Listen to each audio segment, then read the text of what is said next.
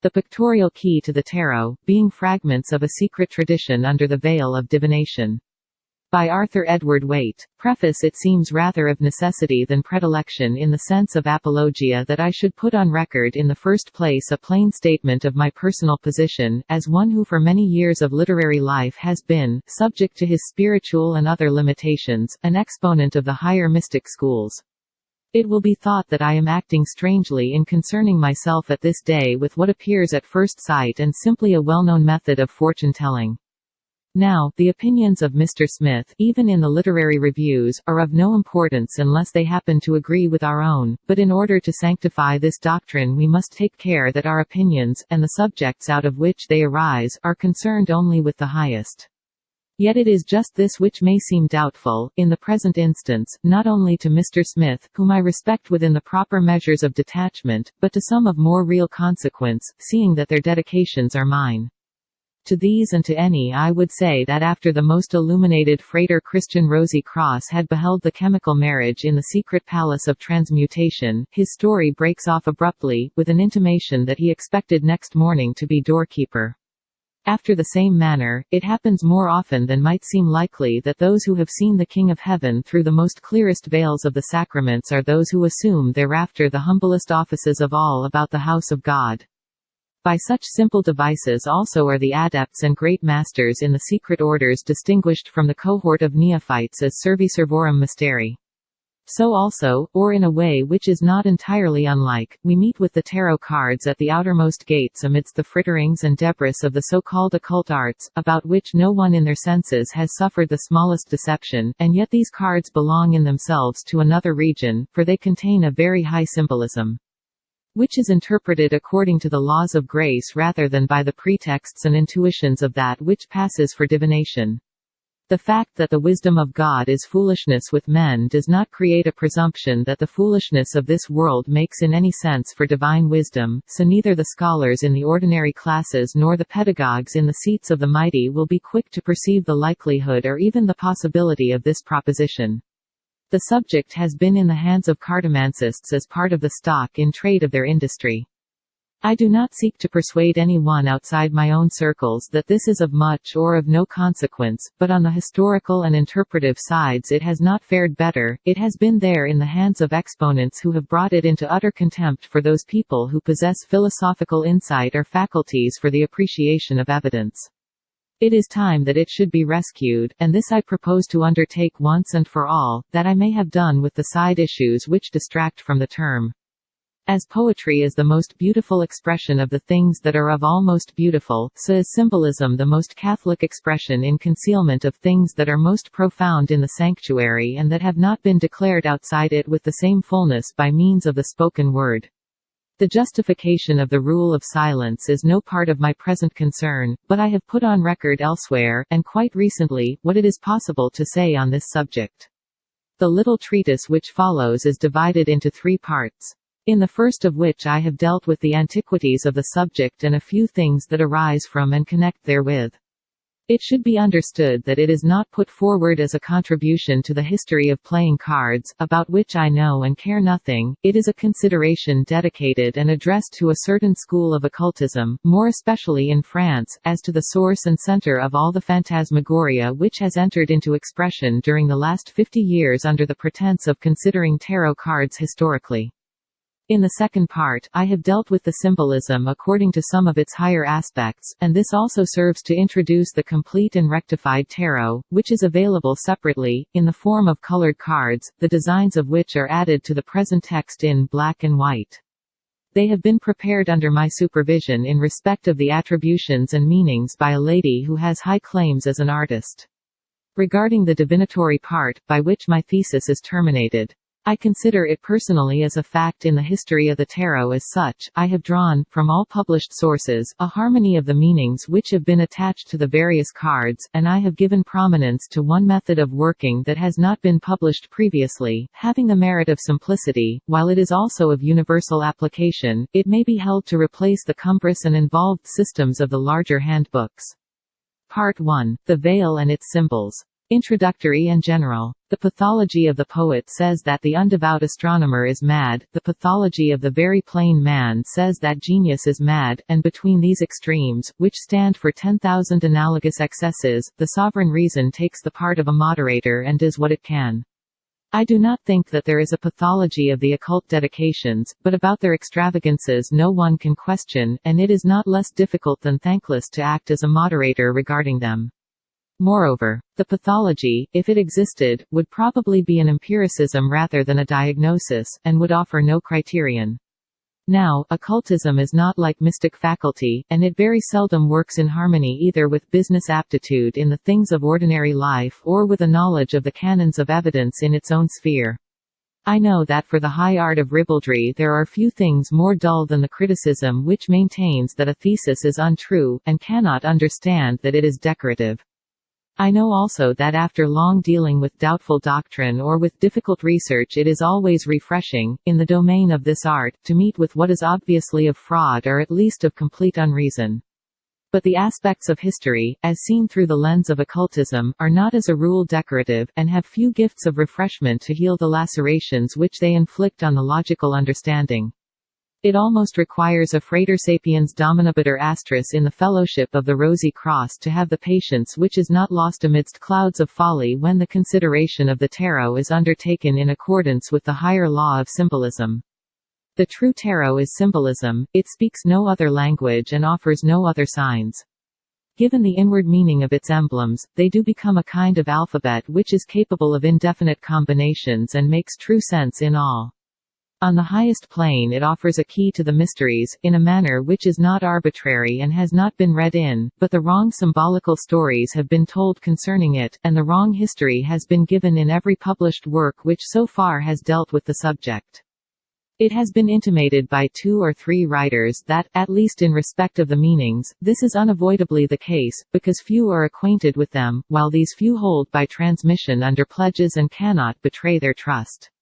The suggestion is fantastic on the surface, for there seems a certain anticlimax in the proposition that a particular interpretation of fortune-telling l'art de tirer les cartes can be reserved for sons of the doctrine. The fact remains, notwithstanding, that a secret tradition exists regarding the tarot, and as there is always the possibility that some minor arcana of the mysteries may be made public with a flourish of trumpets, it will be as well to go before the event and to warn those who are curious in such matters that any revelation will contain only a third part of the earth and sea and a third part of the stars of heaven in respect of the symbolism. This is for the simple reason that neither in root matter nor in development has more been put into writing. So that much will remain to be said after any pretended unveiling. The guardians of certain temples of initiation who keep watch over mysteries of this order have therefore no cause for alarm. In my preface to the Tarot of the Bohemians, which, rather by an accident of things, has recently come to be reissued after a long period, I have said what was then possible or seemed most necessary. The present work is designed more especially, as I have intimated, to introduce a rectified set of the cards themselves and to tell the unadorned truth concerning them. So far as this is possible in the outer circles. As regards the sequence of greater symbols, their ultimate and highest meaning lies deeper than the common language of picture or hieroglyph. This will be understood by those who have received some part of the secret tradition. As regards the verbal meanings allocated here to the more important trump cards, they are designed to set aside the follies and impostures of past attributions, to put those who have the gift of insight on the right track. And to take care, within the limits of my possibilities, that they are the truth so far as they go. It is regrettable in several respects that I must confess to certain reservations, but there is a question of honor at issue. Furthermore, between the follies on the one side of those who know nothing of the tradition, yet are in their own opinion the exponents of something called occult science and philosophy, and on the other side between the make-believe of a few writers who have received part of the tradition and think that it constitutes a legal title to scatter dust in the eyes of the world without. I feel that the time has come to say what it is possible to say, so that the effect of current charlatanism and unintelligence may be reduced to a minimum. We shall see in due course that the history of tarot cards is largely of a negative kind, and that, when the issues are cleared by the dissipation of reveries and gratuitous speculations expressed in the terms of certitude, there is in fact no history prior to the 14th century. The deception and self-deception regarding their origin in Egypt. India or China put a lying spirit into the mouths of the first expositors, and the later occult writers have done little more than reproduce the first false testimony in the good faith of an intelligence unawakened to the issues of research. As it so happens, all expositions have worked within a very narrow range, and owe, comparatively speaking, little to the inventive faculty. One brilliant opportunity has at least been missed, for it has not so far occurred to anyone that the tarot might perhaps have done duty and even originated as a secret symbolical language of the Albigensian sects.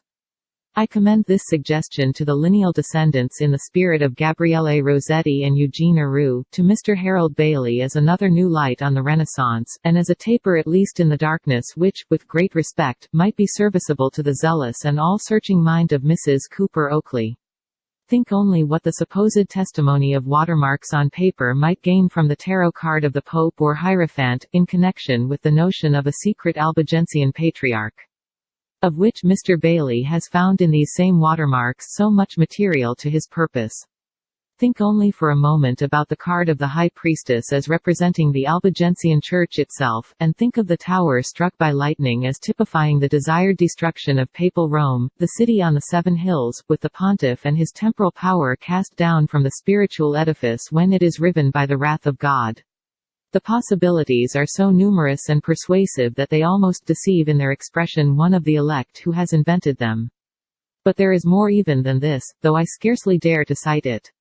When the time came for the tarot cards to be the subject of their first formal explanation, the archaeologist Court de Gebelin reproduced some of their most important emblems, and if I may so term it, the codex which he used has served by means of his engraved plates as a basis of reference for many sets that have been issued subsequently.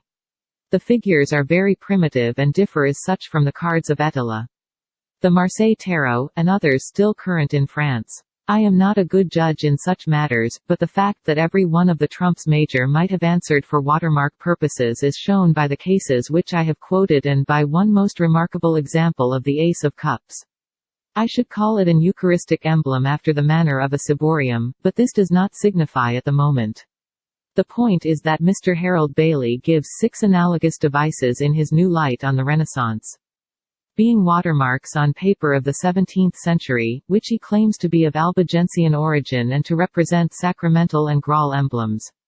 Had he only heard of the tarot, had he known that these cards of divination, cards of fortune, cards of all vagrant arts, were perhaps current at the period in the south of France, I think that his enchanting but all too fantastic hypothesis might have dilated still more largely in the atmosphere of his dream.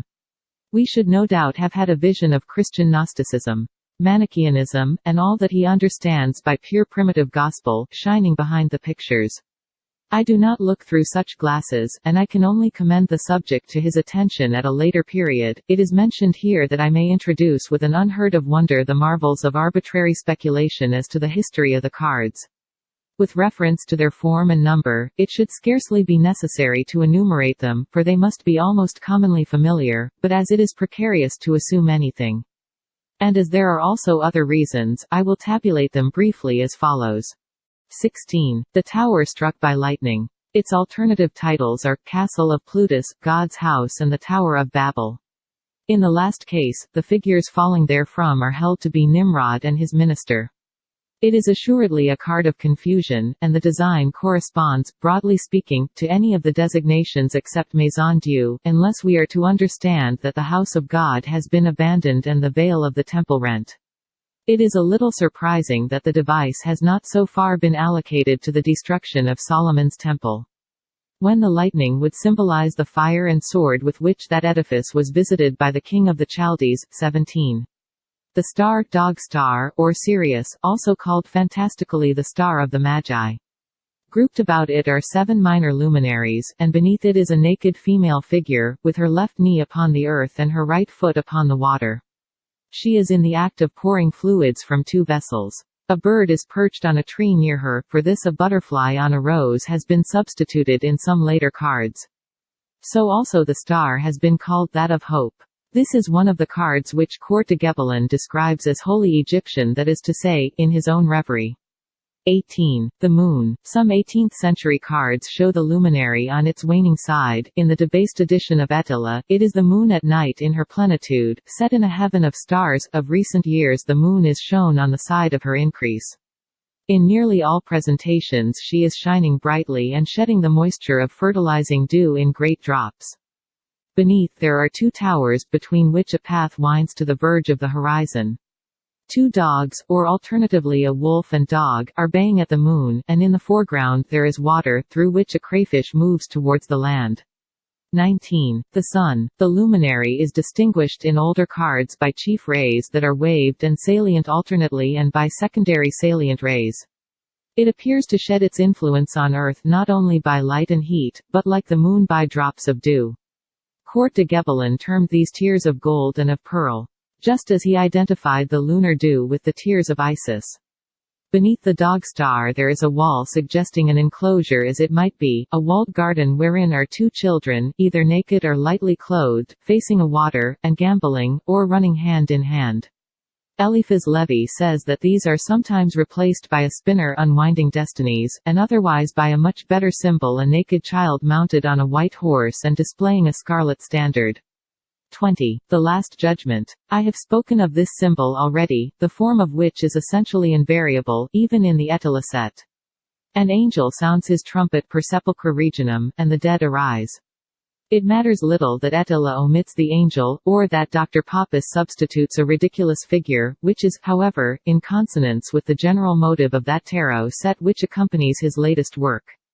Before rejecting the transparent interpretation of the symbolism which is conveyed by the name of the card and by the picture which it presents to the eye, we should feel very sure of our ground. On the surface, at least, it is and can be only the resurrection of that triad father, mother, child whom we have met with already in the 8th card. M. Bourgeat hazards the suggestion that esoterically it is the symbol of evolution, of which it carries none of the signs. Others say that it signifies renewal, which is obvious enough, that it is the triad of human life, that it is the generative force of the earth, and eternal life. Court de Gebelin makes himself impossible as usual, and points out that if the grave stones were removed it could be accepted as a symbol of creation. 21, which, however, in most of the arrangements is the cipher card, number nothing, the fool, mate, or unwise man. Court de Gebelin places it at the head of the whole series as the zero or negative which is presupposed by numeration, and as this is a simpler so also it is a better arrangement. It has been abandoned because in later times the cards have been attributed to the letters of the Hebrew alphabet. And there has been apparently some difficulty about allocating the zero symbol satisfactorily in a sequence of letters all of which signify numbers. In the present reference of the card to the letter Shin, which corresponds to 200, the difficulty or the unreason remains. The truth is that the real arrangement of the cards has never transpired. The fool carries a wallet, he is looking over his shoulder and does not know that he is on the brink of a precipice, but a dog or other animal, some call it a tiger, is attacking him from behind. And he is hurried to his destruction unawares. Attila has given a justifiable variation of this card as generally understood in the form of a court jester, with cap, bells and motley garb. The other descriptions say that the wallet contains the bearer's follies and vices, which seems bourgeois and arbitrary. 22. The world, the universe, or time. The 4 living creatures of the Apocalypse and Ezekiel's vision, attributed to the evangelists in Christian symbolism, are grouped about an elliptic garland. As if it were a chain of flowers intended to symbolize all sensible things, within this garland there is the figure of a woman, whom the wind has girt about the loins with a light scarf, and this is all her vesture. She is in the act of dancing, and has a wand in either hand. It is eloquent as an image of the swirl of the sensitive life, of joy attained in the body, of the soul's intoxication in the earthly paradise, but still guarded by the divine watchers, as if by the powers and the graces of the holy name. Tetragrammaton, JVHV, those 4 ineffable letters which are sometimes attributed to the mystical beasts. Eliphas Levi calls the garland a crown, and reports that the figure represents truth. Dr. Pappus connects it with the absolute and the realization of the great work, for yet others it is a symbol of humanity and the eternal reward of a life that has been spent well. It should be noted that in the 4 quarters of the garland there are 4 flowers distinctively marked. According to P. Christian, the garland should be formed of roses, and this is the kind of chain which Eliphas Levi says is less easily broken than a chain of iron. Perhaps by antithesis, but for the same reason, the iron crown of Peter may he more lightly on the heads of sovereign pontiffs than the crown of gold on kings. Class 2. The Four Suits. Otherwise, Lesser Arcana. The resources of interpretation have been lavished, if not exhausted, on the 22 trumps major, the symbolism of which is unquestionable. There remain the four suits, being wands or scepters ex hypothesi, in the archaeology of the subject, the antecedents of diamonds in modern cards, cups, corresponding to hearts, swords, which answer to clubs, as the weapon of chivalry is in relation to the peasant's quarter-staff or the Alsatian bludgeon, and, finally, pentacles called also deniers and money which are the prototypes of spades. In the old as in the new suits, there are 10 numbered cards, but in the tarot there are 4 court cards allocated to each suit. Or a knight in addition to king, queen and knave. The knave is a page, valet, or damoiseau, most correctly, he is an esquire, presumably in the service of the knight, but there are certain rare sets in which the page becomes a maid of honor, thus pairing the sexes in the tetrad of the court cards. There are naturally distinctive features in respect of the several pictures, by which I mean that the King of Wands is not exactly the same personage as the King of Cups, even after allowance has been made for the different emblems that they bear. But the symbolism resides in their rank and in the suit to which they belong. So also the smaller cards, which until now have never been issued pictorially in these our modem days, depend on the particular meaning attaching to their numbers in connection with the particular suit. I reserve, therefore, the details of the lesser arcana, till I come to speak in the second part of the rectified and perfected tarot which accompanies this work. The consensus of divinatory meanings attached both to the greater and lesser symbols belongs to the third part. 4. The tarot in history. Our immediate next concern is to speak of the cards in their history, so that the speculations and reveries which have been perpetuated and multiplied in the schools of occult research may be disposed of once and for all, as intimated in the preface hereto. Let it be understood at the beginning of this point that there are several sets or sequences of ancient cards which are only in part of our concern. The Tarot of the Bohemians, by Pappas, which I have recently carried through the press, revising the imperfect rendering, has some useful information in this connection, and, except for the omission of dates and other evidences of the archaeological sense, it will serve the purpose of the general reader. I do not propose to extend it in the present place in any manner that can be called considerable, but certain additions are desirable and so also is a distinct mode of presentation. Among ancient cards which are mentioned in connection with the tarot, there are firstly those of Baldini, which are the celebrated set attributed by tradition to Andrea Mantegna, though this view is now generally rejected. Their date is supposed to be about 1470, and it is thought that there are not more than 4 collections extant in Europe. A copy or reproduction referred to 1485 is perhaps equally rare. A complete set contains 50 numbers, divided into 5 denaries or sequences of 10 cards each. There seems to be no record that they were used for the purposes of a game, whether of chance or skill. They could scarcely have lent themselves to divination or any form of fortune-telling, while it would be more than idle to impute a profound symbolical meaning to their obvious emblematic designs. The first denarii embodies conditions of life, as follows: I. The beggar, 2. The knave, 3. The artisan, 4. The merchant, 5. The noble, 6. The knight, 7. The doge, 8. The king, 9. The emperor, 10. The pope. The second contains the Muses and their divine leader, 11. Calliope, 12. Urania, 13. Terpsichore, 14. Erato, 15. Polyhymnia, 16. Talia, 17. Melpomene, 18. Euterpe, 19. Clio, 20. Apollo. The third combines part of the liberal arts and sciences with other departments of human learning, as follows: 21. Grammar, 22. Logic, 23. Rhetoric, 24. Geometry, 25. Arithmetic, 26. Music, 27. Poetry, 28. Philosophy, 29. Astrology, 30. Theology. The fourth denarii completes the liberal arts and enumerates the virtues: 31. Astronomy, 32. Chronology, 33. Cosmology, 34. Temperance, 35. Prudence, 36. Strength, 37. Justice, 38. Charity, 39. Hope, 40. Faith. The fifth and last denarii presents the system of the heavens: 41 Moon, 42 Mercury, 43 Venus, 44 Sun, 45 Mars, 46 Jupiter, 47 Saturn, 48 a eighth sphere, 49 Primum Mobile, 50 First Cause. We MNST set aside the fantastic attempts to extract complete tarot sequences out of these denaries. We must forbear from saying, for example, that the conditions of life correspond to the trumps major. The muses to pentacles, the arts and sciences to cups, the virtues, etc., to scepters, and the conditions of life to swords. This kind of thing can be done by a process of mental contortion, but it has no place in reality. At the same time, it is hardly possible that individual cards should not exhibit certain, and even striking, analogies. The Baldini King, Knight and Knave suggest the corresponding court cards of the minor arcana. The Emperor, Pope, Temperance, Strength, Justice, Moon and Sun are common to the Mantegna and trumps major of any tarot pack. Predisposition has also connected the Beggar and Fool, Venus and the Star, Mars and the Chariot, Saturn and the Hermit, even Jupiter, or alternatively the First Cause, with the tarot card of the World, 1, but the most salient features of the trumps major are wanting in the Mantegna set, and I do not believe that the ordered sequence in the latter case gave birth, as it has been suggested, to the others. Romain Merlin maintained this view, and positively assigned the Baldini cards to the end of the 14th century.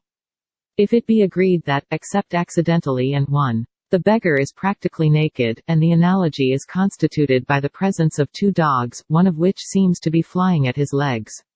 The Mars card depicts a sword-bearing warrior in a canopied chariot, to which, however, no horses are attached. Of course, if the Baldini cards belong to the close of the 15th century, there is no question at issue, as the tarot was known in Europe long before that period. Sporadically, the Baldini emblematic or allegorical pictures have only a shadowy and occasional connection with tarot cards. And, whatever their most probable date, that they can have supplied no originating motive, it follows that we are still seeking not only an origin in place and time for the symbols with which we are concerned, but a specific case of their manifestation on the continent of Europe to serve as a point of departure, whether backward or forward.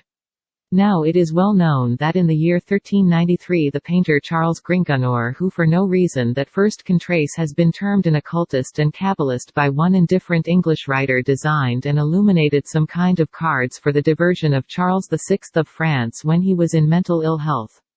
And the question arises whether anything can be ascertained of their nature. The only available answer is that at Paris, in the Bibliothèque du Roi, there are 17 cards drawn and illuminated on paper. They are very beautiful, antique and priceless. The figures have a background of gold, and are framed in a silver border, but they are accompanied by no inscription and no number.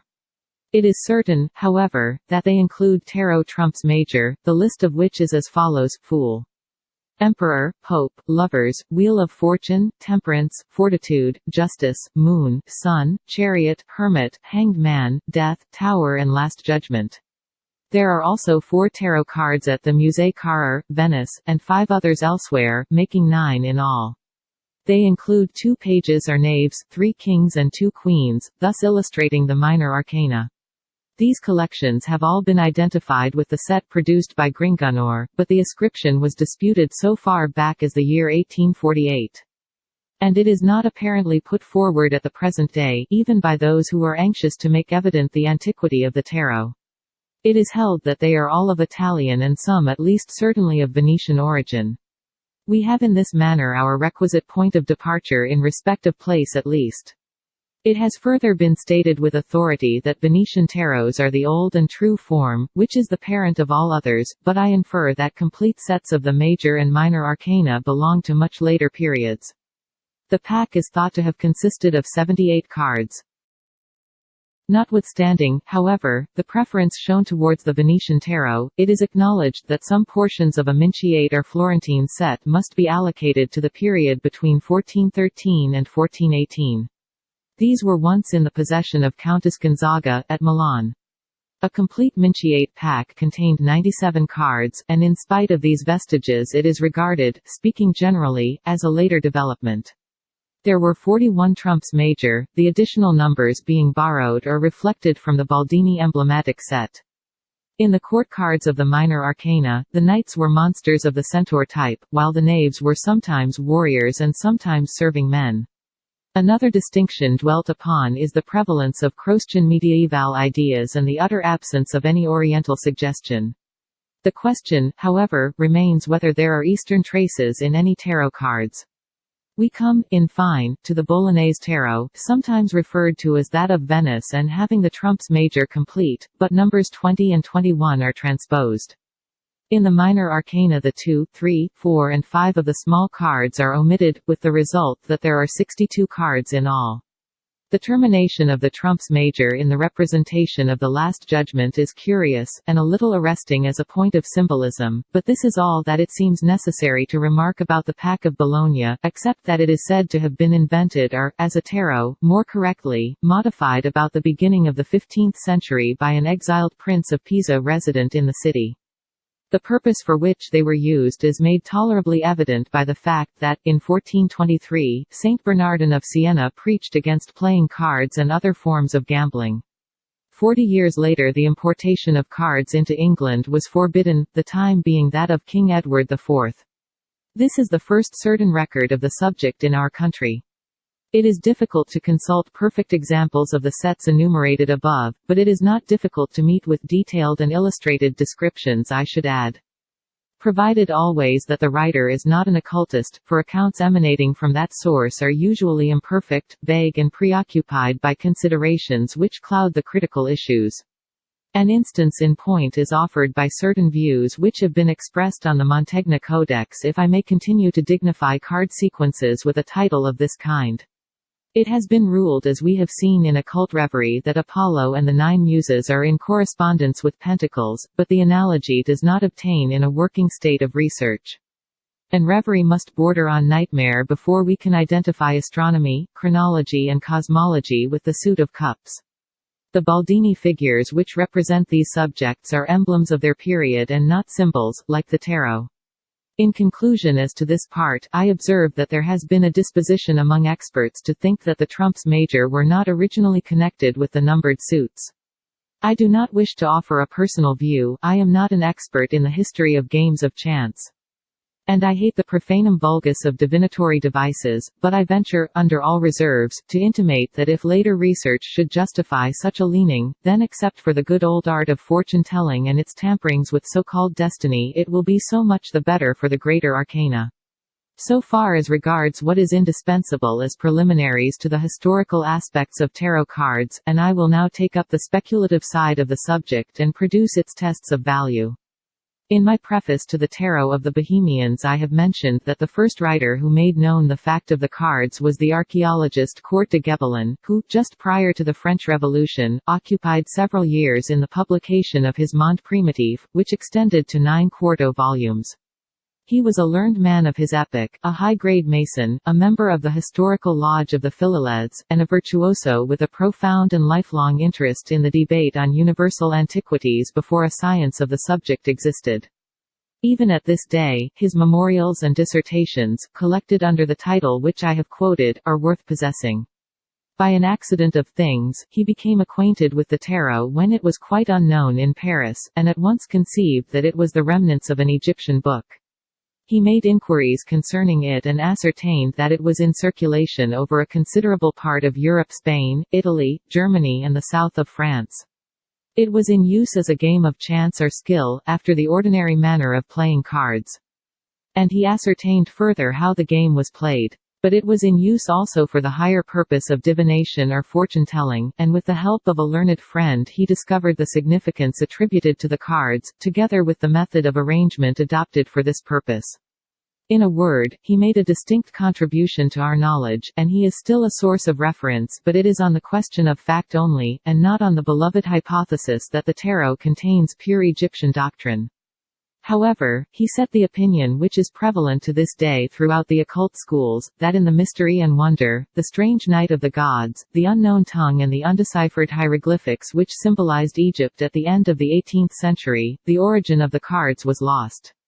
So dreamed one of the characteristic literati of France, and one can almost understand and sympathize, for the country about the Delta and the Nile was beginning to loom largely in the preoccupation of learned thought.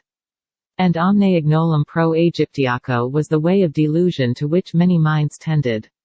It was excusable enough then, but that the madness has continued and, within the charmed circle of the occult sciences, still passes from mouth to mouth, there is no excuse for this. Let us see, therefore, the evidence produced by M. Court de Gebelin in support of his thesis, and, that I may deal justly, it shall be summarized as far as possible in his own words. I. The figures and arrangement of the game are manifestly allegorical.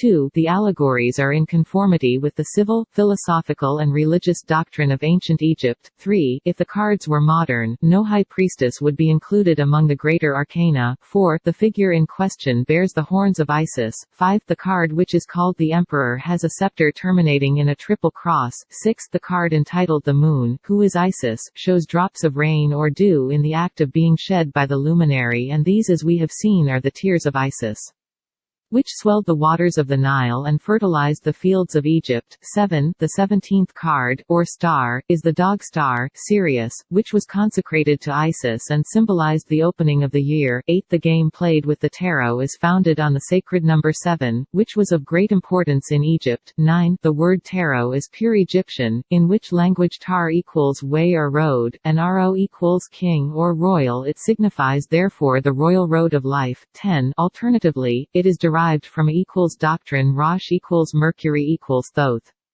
and the article T, in sum, Tarash, and therefore the tarot is the book of Thoth, or the table of the doctrine of Mercury. Such is the testimony, it being understood that I have set aside several casual statements, for which no kind of justification is produced.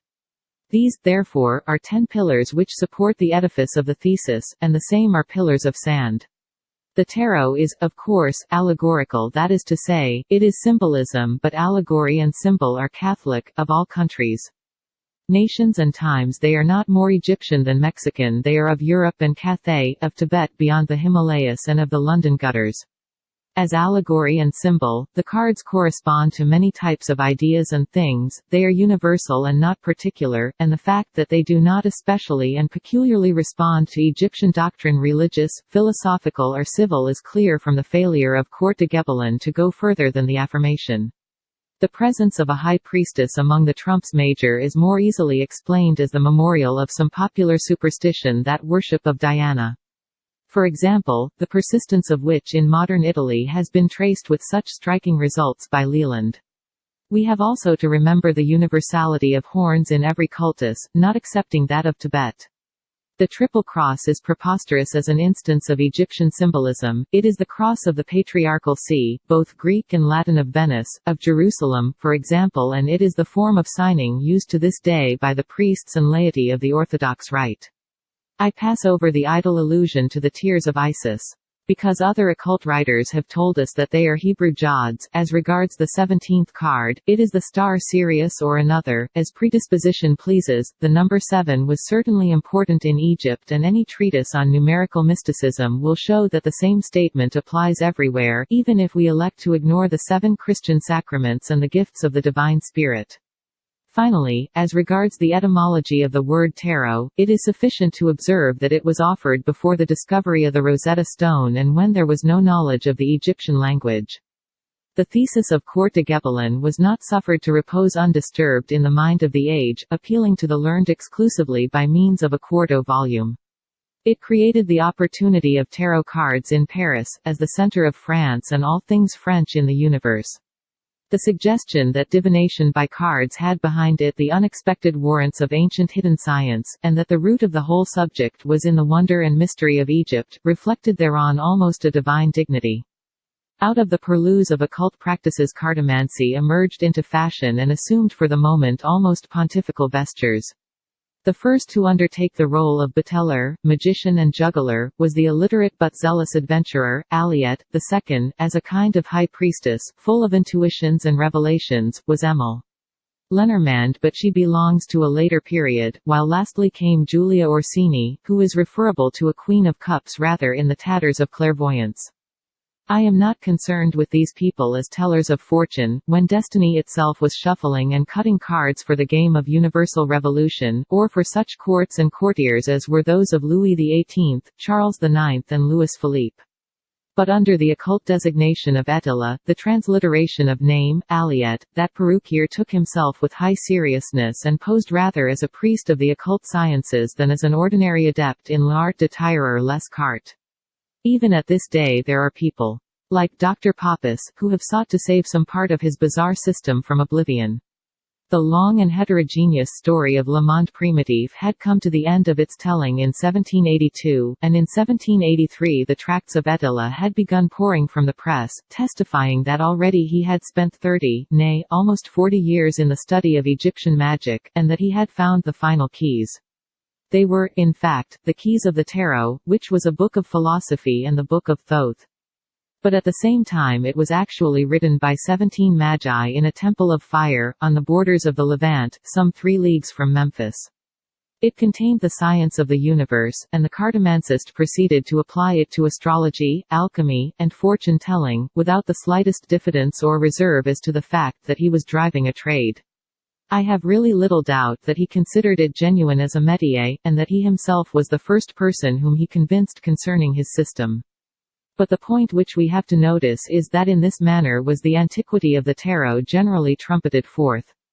The little books of Attila are proof positive that he did not know even his own language, when in the course of time he produced a reformed tarot. Even those who think of him tenderly admit that he spoiled its symbolism, and in respect of antiquities he had only Court de Gebelin as his universal authority. The cartomancists succeeded one another in the manner which I have mentioned. And of course there were rival adepts of these less than least mysteries, but the scholarship of the subject, if it can be said to have come into existence, reposed after all in the quarto of Court de Gebelin for something more than 60 years. On his authority, there is very little doubt that every one who became acquainted, by theory or practice, by casual or special concern, with the question of tarot cards, accepted their Egyptian character. It is said that people are taken commonly at their own valuation. And following as it does the line of least resistance, the unsolicitous general mind assuredly accepts archaeological pretensions in the sense of their own daring and of those who put them forward. The first who appeared to reconsider the subject with some presumptive titles to a hearing was the French writer Duchesne, but I am compelled to pass him over with a mere reference, and so also some interesting researches on the general subject of playing cards by Singer in England. The latter believed that the old Venetian game called trappola was the earliest European form of card playing, that it was of Arabian origin, and that the 52 cards used for the purpose derived from that region. I do not gather that any importance was ever attached to this view. Duchesne and Singer were followed by another English writer, W. A. Chatto, who reviewed the available facts and the cloud of speculations which had already arisen on the subject. This was in 1848, and his work has still a kind of standard authority, but after every allowance for a certain righteousness attributable to the independent mind it remains an indifferent and even a poor performance. It was, however, characteristic in its way of the approaching middle night of the 19th century.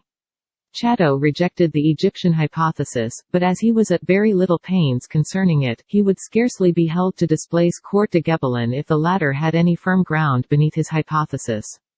In 1854 another French writer, Boiteau, took up the general question, maintaining the Oriental origin of tarot cards, though without attempting to prove it. I am not certain, but I think that he is the first writer who definitely identified them with the gypsies. For him, however, the original gypsy home was in India, and Egypt did not therefore enter into his calculation. In 1860 there arose Eliphas Levi, a brilliant and profound illuminae whom it is impossible to accept, and with whom it is even more impossible to dispense. There was never a mouth declaring such great things, of all the Western voices which have proclaimed or interpreted the science called occult and the doctrine called magical. I suppose that, fundamentally speaking, he cared as much and as little as I do for the phenomenal part. But he explained the phenomena with the assurance of one who openly regarded charlatanry as a great means to an end, if used in a right cause. He came unto his own and his own received him, also at his proper valuation, as a man of great learning which he never was and as a revealer of all mysteries without having been received into any. I do not think that there was ever an instance of a writer with greater gifts, after their particular kind, who put them to such indifferent uses. After all, He was only Attila a second time in the flesh, endowed in his transmutation with a mouth of gold and a wider casual knowledge. This notwithstanding, he has written the most comprehensive, brilliant, enchanting history of magic which has ever been drawn into writing in any language. The tarot and the de Gebelin hypothesis he took into his heart of hearts, and all occult France and all esoteric Britain, Martinists, half-instructed Kabbalists, schools of soi distant theosophy there, here and everywhere have accepted his judgment about it with the same confidence as his interpretations of those great classics of Kabbalism which he had skimmed rather than read. The tarot for him was not only the most perfect instrument of divination and the keystone of occult science, but it was the primitive book, the sole book of the ancient magi, the miraculous volume which inspired all the sacred writings of antiquity. In his first work Levi was content, however, with accepting the construction of Court de Gebelin and reproducing the seventh trump major with a few Egyptian characteristics. The question of tarot transmission through the gypsies did not occupy him. Till J. A. Vaillant, a bizarre writer with great knowledge of the Romani people, suggested it in his work on those wandering tribes. The two authors were almost coincident and reflected one another thereafter. It remained for Romain Merlin, in 1869, to point out what should have been obvious, namely, that cards of some kind were known in Europe prior to the arrival of the gypsies in or about 1417. But as this was their arrival at Lüneburg, and as their presence can be traced antecedently, the correction loses a considerable part of its force. It is safer, therefore, to say that the evidence for the use of the tarot by Romani tribes was not suggested till after the year 1840. The fact that some gypsies before this period were found using cards is quite explicable on the hypothesis not that they brought them into Europe but found them there already and added them to their stock in trade. We have now seen that there is no particle of evidence for the Egyptian origin of tarot cards. Looking in other directions, it was once advanced on native authority that cards of some kind were invented in China about the year AD 1120. Court de Gebelin believed in his zeal that he had traced them to a Chinese inscription of great imputed antiquity which was said to refer to the subsidence of the waters of the deluge. The characters of this inscription were contained in 77 compartments, and this constitutes the analogy. India had also its tablets, whether cards or otherwise. And these have suggested similar slender similitudes. But the existence, for example, of 10 suits or styles, of 12 numbers each, and representing the avatars of Vishnu as a fish, tortoise, boar, lion, monkey, hatchet, umbrella or bow, as a goat, a boot and as a horse, in fine, are not going to help us towards the origin of our own trumps major, nor do crowns and harps nor even the presence of possible coins as a synonym of deniers and perhaps as an equivalent of pentacles do much to elucidate the lesser arcana. If every tongue and people and clime and period possessed their cards, if with these also they philosophized, divined and gambled, the fact would be interesting enough, but unless they were tarot cards, they would illustrate only the universal tendency of man to be pursuing the same things in more or less the same way. I end, therefore, the history of this subject by repeating that it has no history prior to the 14th century, when the first rumors were heard concerning cards. They may have existed for centuries. But this period would be early enough, if they were only intended for people to try their luck at gambling or their luck at seeing the future. On the other hand, if they contain the deep intimations of secret doctrine, then the 14th century is again early enough, or at least in this respect we are getting as much as we can. Part 2. The doctrine behind the veil. The tarot and secret tradition. The tarot embodies symbolical presentations of universal ideas, behind which lie all the implicits of the human mind, and it is in this sense that they contain secret doctrine, which is the realization by the few of truths embedded in the consciousness of all, though they have not passed into express recognition by ordinary men. The theory is that this doctrine has always existed, that is to say, has been excogitated in the consciousness of an elect minority. That it has been perpetuated in secrecy from one to another and has been recorded in secret literatures, like those of alchemy and Kabbalism, that it is contained also in those instituted mysteries of which Rosicrucianism offers an example near to our hand in the past, and craft masonry a living summary, or general memorial, for those who can interpret its real meaning. Behind the secret doctrine it is held that there is an experience or practice by which the doctrine is justified. It is obvious that in a handbook like the present I can do little more than state the claims. which, however, have been discussed at length in several of my other writings, while it is designed to treat two of its more important phases in books devoted to the secret tradition in Freemasonry and in Hermetic literature. As regards tarot claims, it should be remembered that some considerable part of the imputed secret doctrine has been presented in the pictorial emblems of alchemy, so that the imputed Book of Thoth is in no sense a solitary device of this emblematic kind. Now, alchemy had two branches. As I have explained fully elsewhere, and the pictorial emblems which I have mentioned are common to both divisions. Its material side is represented in the strange symbolism of the Mutu's Liber, printed in the great folios of Mangetus. There the process for the performance of the great work of transmutation is depicted in 14 copper plate engravings, which exhibit the different stages of the matter in the various chemical vessels. Above these vessels there are mythological, planetary, solar and lunar symbols, as if the powers and virtues which according to Hermetic teaching preside over the development and perfection of the metallic kingdom were intervening actively to assist the two operators who are toiling below. The operators curiously enough are male and female. The spiritual side of alchemy is set forth in the much stranger emblems of the Book of Lamspring, and of this I have already given a preliminary interpretation, to which the reader may be referred. 1. The tract contains the mystery of what is called the mystical or arch-natural elixir, being the marriage of the soul and the spirit in the body of the adept philosopher and the transmutation of the body as the physical result of this marriage. I have never met with more curious intimations than in this one little work. It may be mentioned as a point of fact that both tracts are very much later in time than the latest date that could be assigned to the general distribution of tarot cards in Europe by the most drastic form of criticism. 1. See the Occult Review, Volume V, 1908. They belong respectively to the end of the 17th and 16th centuries. As I am not drawing here on the font of imagination to refresh that of fact and experience, I do not suggest that the tarot set the example of expressing secret doctrine in pictures and that it was followed by Hermetic writers, but it is noticeable that it is perhaps the earliest example of this art.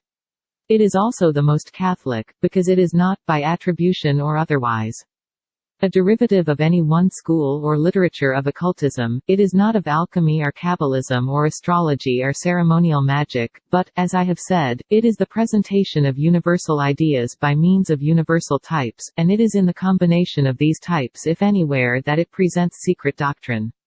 That combination may, ex hypothesi, reside in the numbered sequence of its series or in their fortuitous assemblage by shuffling, cutting and dealing, as in ordinary games of chance played with cards.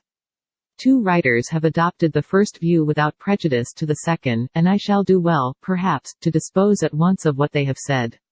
Mr. MacGregor Mathers, who once published a pamphlet on the tarot, which was in the main devoted to fortune-telling, suggested that the 22 trumps major could be constructed, following their numerical order, into what he called a connected sentence. It was, in fact, the heads of a moral thesis on the human will, its enlightenment by science. Represented by the magician, its manifestation by action, a significance attributed to the high priestess, its realization, the empress, in deeds of mercy and beneficence, which qualities were allocated to the emperor. He spoke also in the familiar conventional manner of prudence, fortitude, sacrifice, hope and ultimate happiness. But if this were the message of the cards, it is certain that there would be no excuse for publishing them at this day or taking the pains to elucidate them at some length. In his Tarot of the Bohemians, a work written with zeal and enthusiasm, sparing no pains of thought or research within its particular lines but unfortunately without real insight drive, Pappas has given a singularly elaborate scheme of the trumps major. It depends, like that of Mr. Mathers, from their numerical sequence, but exhibits their interrelation in the divine world, the macrocosm and microcosm. In this manner we get, as it were, a spiritual history of man, or of the soul coming out from the eternal, passing into the darkness of the material body, and returning to the height. I think that the author is here within a measurable distance of the right track, and his views are to this extent informing, but his method in some respects confuses the issues and the modes and planes of being. The trumps major have also been treated in the alternative method which I have mentioned, and Grand Orient, in his Manual of Cartomancy, under the guise of a mode of transcendental divination, has really offered the result of certain illustrative readings of the cards when arranged as the result of a fortuitous combination by means of shuffling and dealing. The use of divinatory methods, with whatsoever intention and for whatever purpose, carries with it two suggestions. It may be thought that the deeper meanings are imputed rather than real, but this is disposed of by the fact of certain cards, like the Magician, the High Priestess, the Wheel of Fortune, the Hanged Man, the Tower or Maison Dieu, and several others, which do not correspond to conditions of life, arts, sciences, virtues, or the other subjects contained in the denaries of the Baldini emblematic figures. They are also proof positive that obvious and natural moralities cannot explain the sequence. Such cards testify concerning themselves after another manner, and although the state in which I have left the tarot in respect of its historical side is so much the more difficult as it is so much the more open, they indicate the real subject matter with which we are concerned. The methods show also that the trumps major at least have been adapted to fortune-telling rather than belong thereto. The common divinatory meanings which will be given in the third part are largely arbitrary attributions, or the product of secondary and uninstructed intuition, or, at the very most, they belong to the subject on a lower plane, apart from the original intention. If the tarot were of fortune-telling in the root matter thereof, we should have to look in very strange places for the motive which devised it to witchcraft and the Black Sabbath, rather than any secret doctrine. The two classes of significance which are attached to the tarot in the superior and inferior worlds. And the fact that no occult or other writer has attempted to assign anything but a divinatory meaning to the minor arcana, justify in yet another manner the hypothesis that the two series do not belong to one another. It is possible that their marriage was effected first in the tarot of Bologna by that prince of Pisa whom I have mentioned in the first part. It is said that his device obtained for him public recognition and reward from the city of his adoption, which would scarcely have been possible, even in those fantastic days, for the production of a tarot which only omitted a few of the small cards, but as we are dealing with a question of fact which has to be accounted for somehow, it is conceivable that a sensation might have been created by a combination of the minor and gambling cards with the philosophical set, and by the adaptation of both to a game of chance. Afterwards it would have been further adapted to that other game of chance which is called fortune-telling. It should be understood here that I am not denying the possibility of divination. But I take exception as a mystic to the dedications which bring people into these paths, as if they had any relation to the mystic quest. The tarot cards which are issued with the small edition of the present work, that is to say, with the key to the tarot, have been drawn and colored by Miss Pamela Coleman Smith, and will, I think, be regarded as very striking and beautiful, in their design alike and execution. They are reproduced in the present enlarged edition of the key as a means of reference to the text. They differ in many important respects from the conventional archaisms of the past and from the wretched products of colportage which now reach us from Italy, and it remains for me to justify their variations so far as the symbolism is concerned.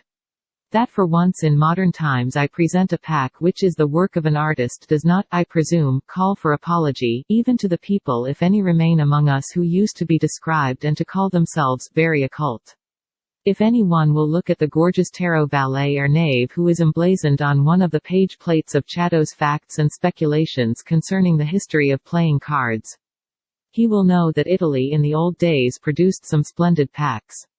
I could only wish that it had been possible to issue the restored and rectified cards in the same style and size. Such a course would have done fuller justice to the designs, but the result would have proved unmanageable for those practical purposes which are connected with cards, and for which allowance must be made, whatever my views thereon, for the variations in the symbolism by which the designs have been effected.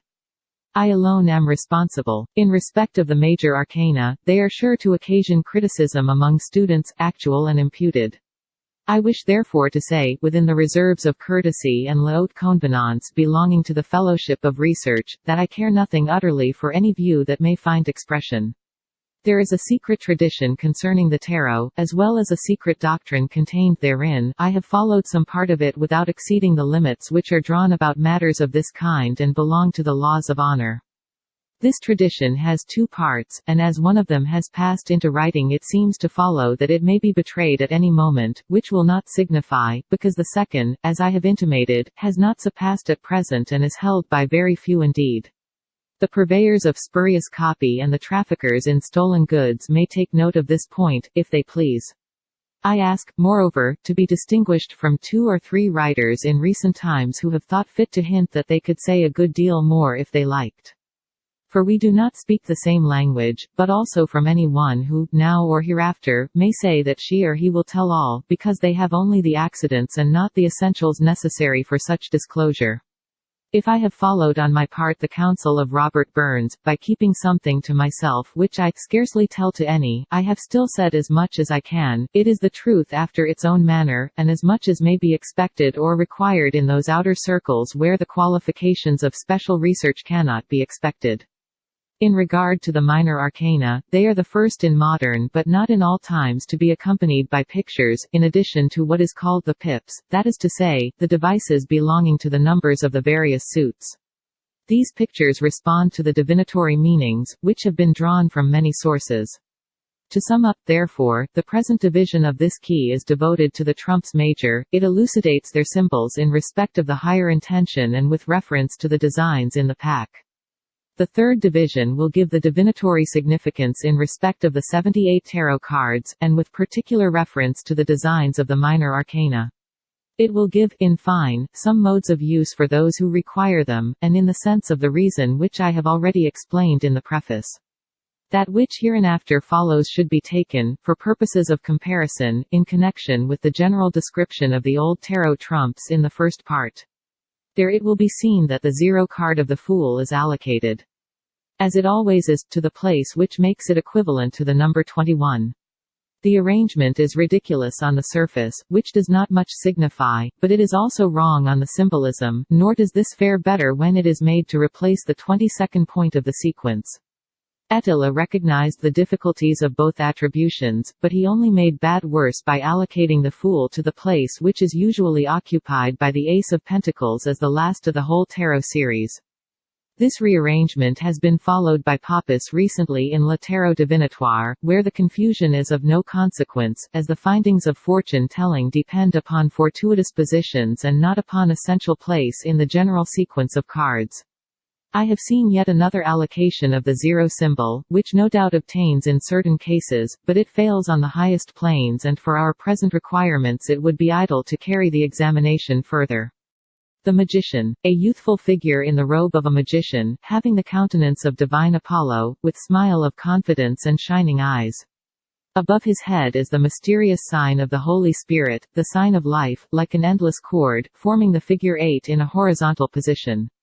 About his waist is a serpent cincture, the serpent appearing to devour its own tail. This is familiar to most as a conventional symbol of eternity, but here it indicates more especially the eternity of attainment in the spirit. In the magician's right hand is a wand raised towards heaven, while the left hand is pointing to the earth. This dual sign is known in very high grades of the instituted mysteries. It shows the descent of grace, virtue and light, drawn from things above and derived to things below. The suggestion throughout is therefore the possession and communication of the powers and gifts of the spirit.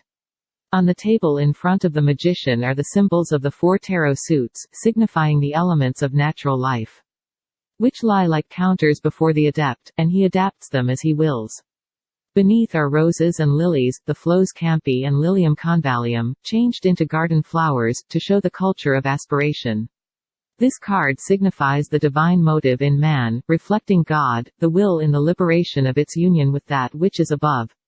It is also the unity of individual being on all planes, and in a very high sense it is thought, in the fixation thereof. With further reference to what I have called the sign of life and its connection with the number 8.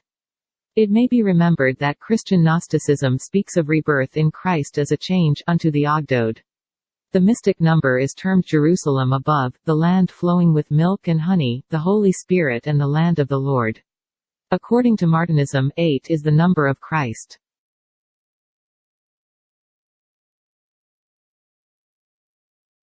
The High Priestess. She has the lunar crescent at her feet, a horned diadem on her head, with a globe in the middle place, and a large solar cross on her breast.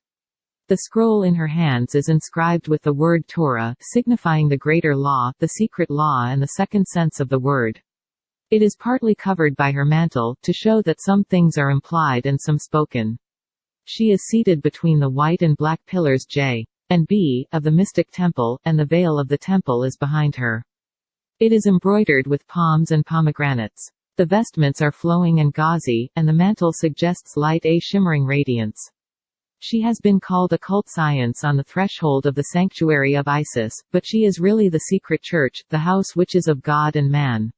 She represents also the second marriage of the prince who is no longer of this world. She is the spiritual bride and mother, the daughter of the stars and the higher Garden of Eden. She is, in fine, the queen of the borrowed light. But this is the light of all. She is the moon nourished by the milk of the supernal mother.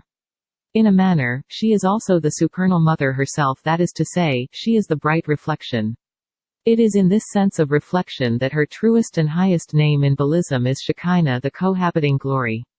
According to Kabbalism, there is a Shekinah both above and below. In the superior world it is called Binah, the supernal understanding which reflects to the emanations that are beneath.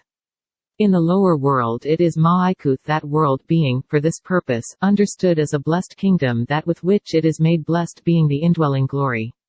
Mystically speaking, the Shekinah is the spiritual bride of the just man, and when he reads the law she gives the divine meaning. There are some respects in which this card is the highest and holiest of the greater arcana. The Empress, a stately figure, seated, having rich vestments and royal aspect, as of a daughter of heaven and earth. Her diadem is of 12 stars, gathered in a cluster. The symbol of Venus is on the shield which rests near her.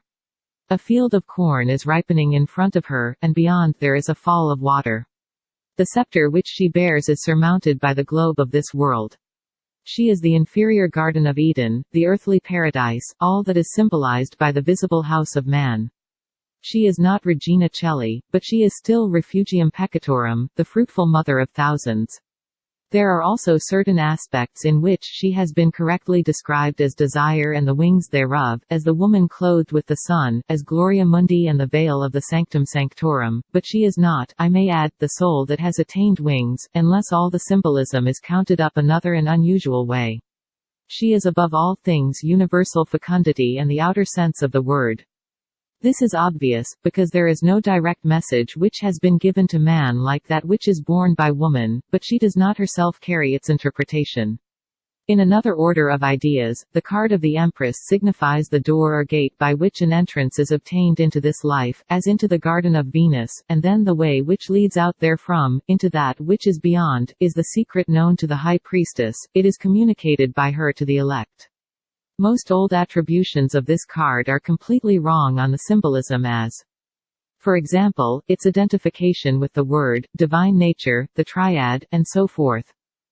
The Emperor. He has a form of the crux ansata for his scepter and a globe in his left hand. He is a crowned monarch commanding, stately, seated on a throne, the arms of which axe fronted by ram's heads. He is executive and realization, the power of this world, here clothed with the highest of its natural attributes. He is occasionally represented as seated on a cubic stone, which, however, confuses some of the issues. He is the virile power, to which the Empress responds, and in this sense is he who seeks to remove the veil of Isis. Yet she remains Virgo intacta. It should be understood that this card and that of the Empress do not precisely represent the condition of married life, though this state is implied. On the surface, as I have indicated, they stand for mundane royalty, uplifted on the seats of the mighty, but above this there is the suggestion of another presence. They signify also and the male figure, especially the higher kingship, occupying the intellectual throne. Hereof is the lordship of thought rather than of the animal world. Both personalities, after their own manner, are full of strange experience, but theirs is not consciously the wisdom which draws from a higher world. The Emperor has been described as a will in its embodied form, but this is only one of its applications, and b as an expression of virtualities contained in the absolute being, but this is fantasy. The Hierophant. He wears the triple crown and is seated between two pillars, but they are not those of the temple which is guarded by the High Priestess. In his left hand he holds a scepter terminating in the triple cross, and with his right hand he gives the well-known ecclesiastical sign which is called that of esotericism, distinguishing between the manifest and concealed part of doctrine. It is noticeable in this connection that the High Priestess makes no sign. At his feet are the crossed keys. And two priestly ministers in albs kneel before him. He has been usually called the Pope, which is a particular application of the more general office that he symbolizes. He is the ruling power of external religion, as the high priestess is the prevailing genius of the esoteric, withdrawn power. The proper meanings of this card have suffered woeful admixture from nearly all hands. Grand Orient says truly that the Hierophant is the power of the keys, exoteric orthodox doctrine, and the outer side of the life which leads to the doctrine. But he is certainly not the prince of occult doctrine, as another commentator has suggested. He is rather the summa totius theologiae, when it has passed into the utmost rigidity of expression, but he symbolizes also all things that are righteous and sacred on the manifest side. As such, he is the channel of grace belonging to the world of institution as distinct from that of nature, and he is the leader of salvation for the human race at large. He is the order and the head of the recognized hierarchy, which is the reflection of another and greater hierarchic order, but it may so happen that the pontiff forgets the significance of this his symbolic state and acts as if he contained within his proper measures all that his sign signifies or his symbol seeks to show forth. He is not, as it has been thought, philosophy except on the theological side, he is not inspiration, and he is not religion, although he is a mode of its expression. The Lovers. The sun shines in the zenith, and beneath is a great winged figure with arms extended, pouring down influences. In the foreground are two human figures, male and female, unveiled before each other, as if Adam and Eve when they first occupied the paradise of the earthly body. Behind the man is the tree of life, bearing 12 fruits, and the tree of the knowledge of good and evil is behind the woman, the serpent is twining round it. The figures suggest youth, virginity, innocence and love before it is contaminated by gross material desire.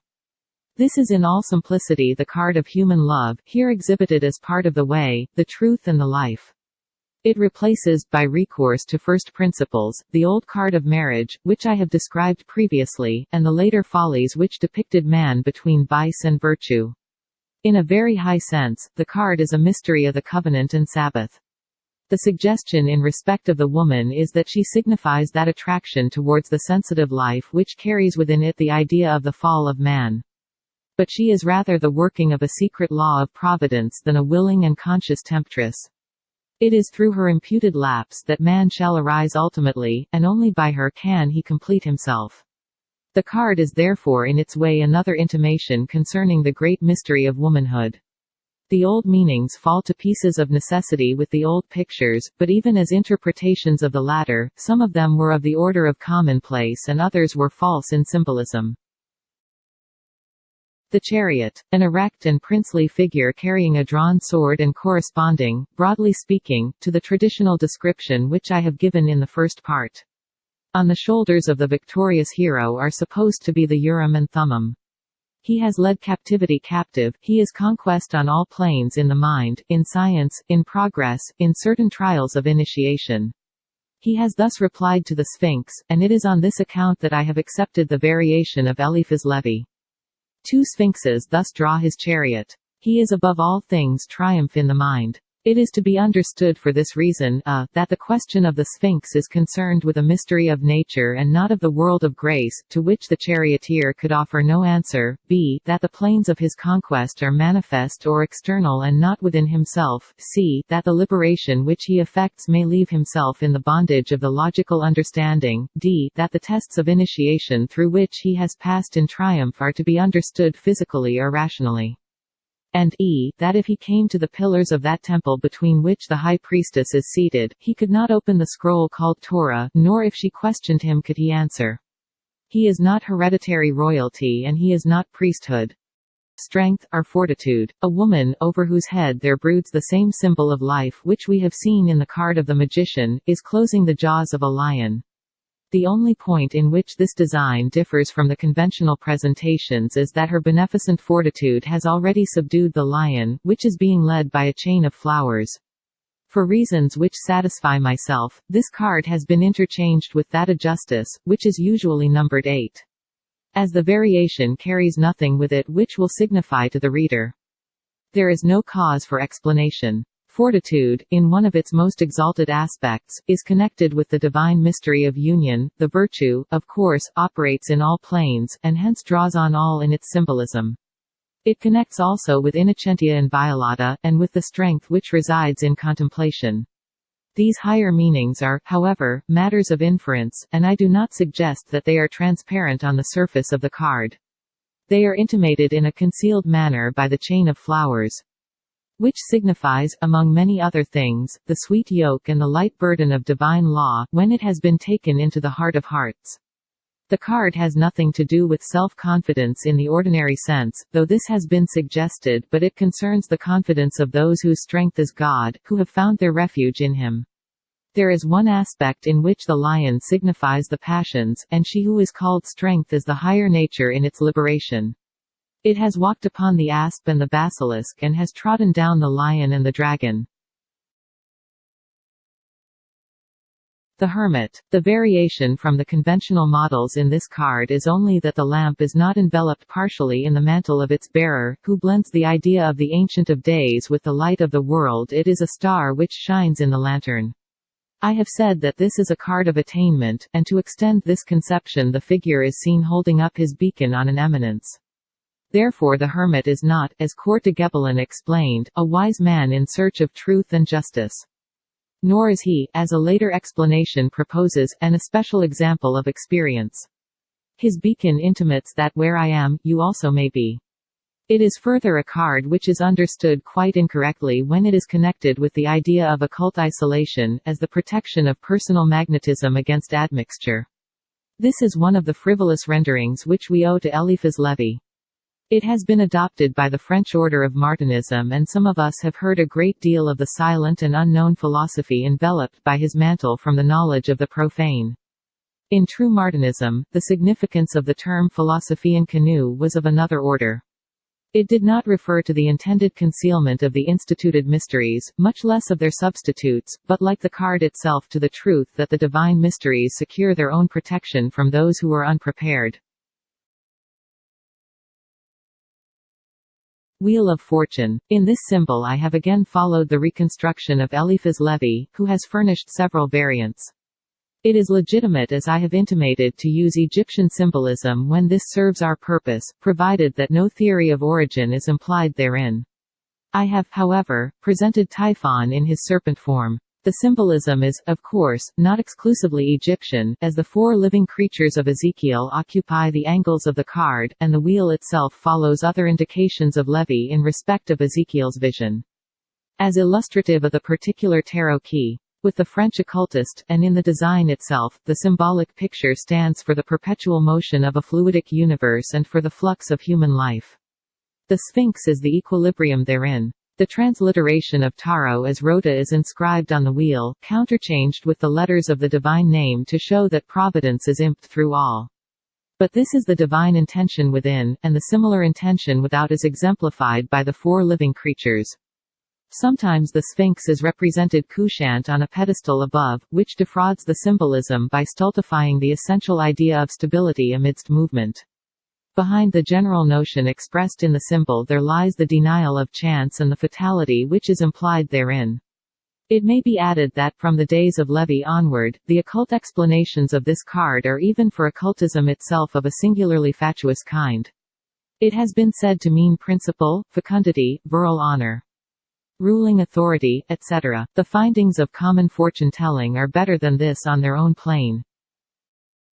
Justice. As this card follows the traditional symbolism and carries above all its obvious meanings, there is little to say regarding it outside the few considerations collected in the first part, to which the reader is referred. It will be seen, however, that the figure is seated between pillars, like the high priestess, and on this account it seems desirable to indicate that the moral principle which deals unto every man according to his works, while, of course, it is in strict analogy with higher things, differs in its essence from the spiritual justice which is involved in the idea of election. The latter belongs to a mysterious order of providence, in virtue of which it is possible for certain men to conceive the idea of dedication to the highest things. The operation of this is like the breathing of the Spirit where it wills, and we have no canon of criticism or ground of explanation concerning it. It is analogous to the possession of the fairy gifts and the high gifts and the gracious gifts of the poet. We have them or have not, and their presence is as much a mystery as their absence. The law of justice is not however involved by either alternative. In conclusion, the pillars of justice open into one world and the pillars of the high priestess into another.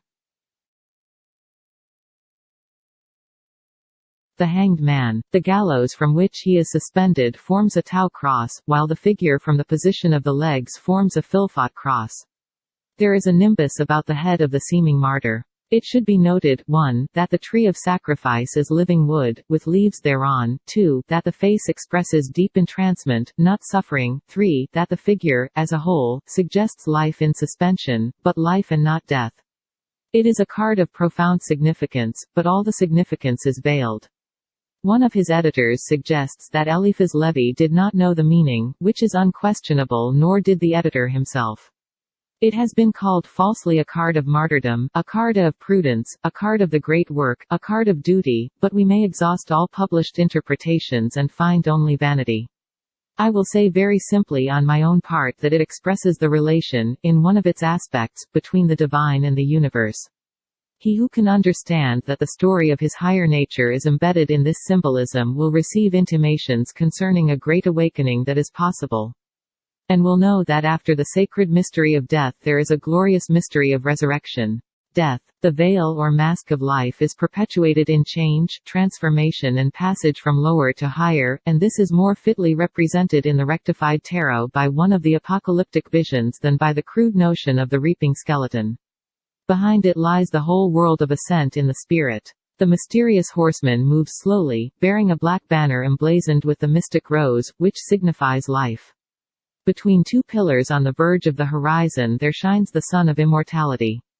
The horseman carries no visible weapon, but king and child and maiden fall before him, while a prelate with clasped hands awaits his end. There should be no need to point out that the suggestion of death which I have made in connection with the previous card is, of course, to be understood mystically, but this is not the case in the present instance. The natural transit of man to the next stage of his being either is or may be one form of his progress, but the exotic and almost unknown entrance, while still in this life, into the state of mystical death is a change in the form of consciousness and the passage into a state to which ordinary death is neither the path nor gate. The existing occult explanations of the 13th card are, on the whole, better than usual: rebirth, creation, destination, renewal, and the rest. Temperance. A winged angel, with the sign of the sun upon his forehead and on his breast the square and triangle of the septenary. I speak of him in the masculine sense, but the figure is neither male nor female. It is held to be pouring the essences of life from chalice to chalice. It has 1 foot upon the earth and 1 upon waters, thus illustrating the nature of the essences. A direct path goes up to certain heights on the verge of the horizon, and above there is a great light, through which a crown is seen vaguely. Hereof is some part of the secret of eternal life, as it is possible to man in his incarnation. All the conventional emblems are renounced herein. So also are the conventional meanings, which refer to changes in the seasons, perpetual movement of life and even the combination of ideas. It is, moreover, untrue to say that the figure symbolizes the genius of the sun, though it is the analogy of solar light, realized in the third part of our human triplicity. It is called temperance fantastically, because, when the rule of it obtains in our consciousness, it tempers, combines and harmonizes the psychic and material natures. Under that rule we know in our rational part something of whence we came and whither we are going. The devil. The design is an accommodation, mean or harmony, between several motives mentioned in the first part. The horned goat of Mendes, with wings like those of a bat, is standing on an altar. At the pit of the stomach there is the sign of Mercury. The right hand is upraised and extended, being the reverse of that benediction which is given by the Hierophant in the 5th card. In the left hand there is a great flaming torch, inverted towards the earth. A reversed pentagram is on the forehead. There is a ring in front of the altar, from which 2 chains are carried to the necks of 2 figures, male and female. These are analogous with those of the 5th card, as if Adam and Eve after the fall. Hereof is the chain and fatality of the material life. The figures are tailed, to signify the animal nature, but there is human intelligence in the faces, and he who is exalted above them is not to be their master forever. Even now, he is also a bondsman, sustained by the evil that is in him and blind to the liberty of service. With more than his usual derision for the arts which he pretended to respect and interpret as a master therein, Eliphas Levi affirms that the Baphometic figure is occult science and magic. Another commentator says that in the divine world it signifies predestination, but there is no correspondence in that world with the things which below are of the brute. What it does signify is the dweller on the threshold without the mystical garden when those are driven forth therefrom who have eaten the forbidden fruit. The Tower. Occult explanations attached to this card are meager and mostly disconcerting. It is idle to indicate that it depicts Min in all its aspects, because it bears this evidence on the surface. It is said further that it contains the first allusion to a material building, but I do not conceive that the tower is more or less material than the pillars which we have met with in 3 previous cases. I see nothing to warrant Pappus in supposing that it is literally the fall of Adam, but there is more in favor of his alternative that it signifies the materialization of the spiritual word. The bibliographer Christian imagines that it is the downfall of the mind, seeking to penetrate the mystery of God. I agree rather with Grand Orient that it is the ruin of the house of we, when evil has prevailed therein, and above all that it is the rending of a house of doctrine. I understand that the reference is, however, to a house of falsehood. It illustrates also in the most comprehensive way the old truth that, except the Lord build the house, they labor in vain that build it.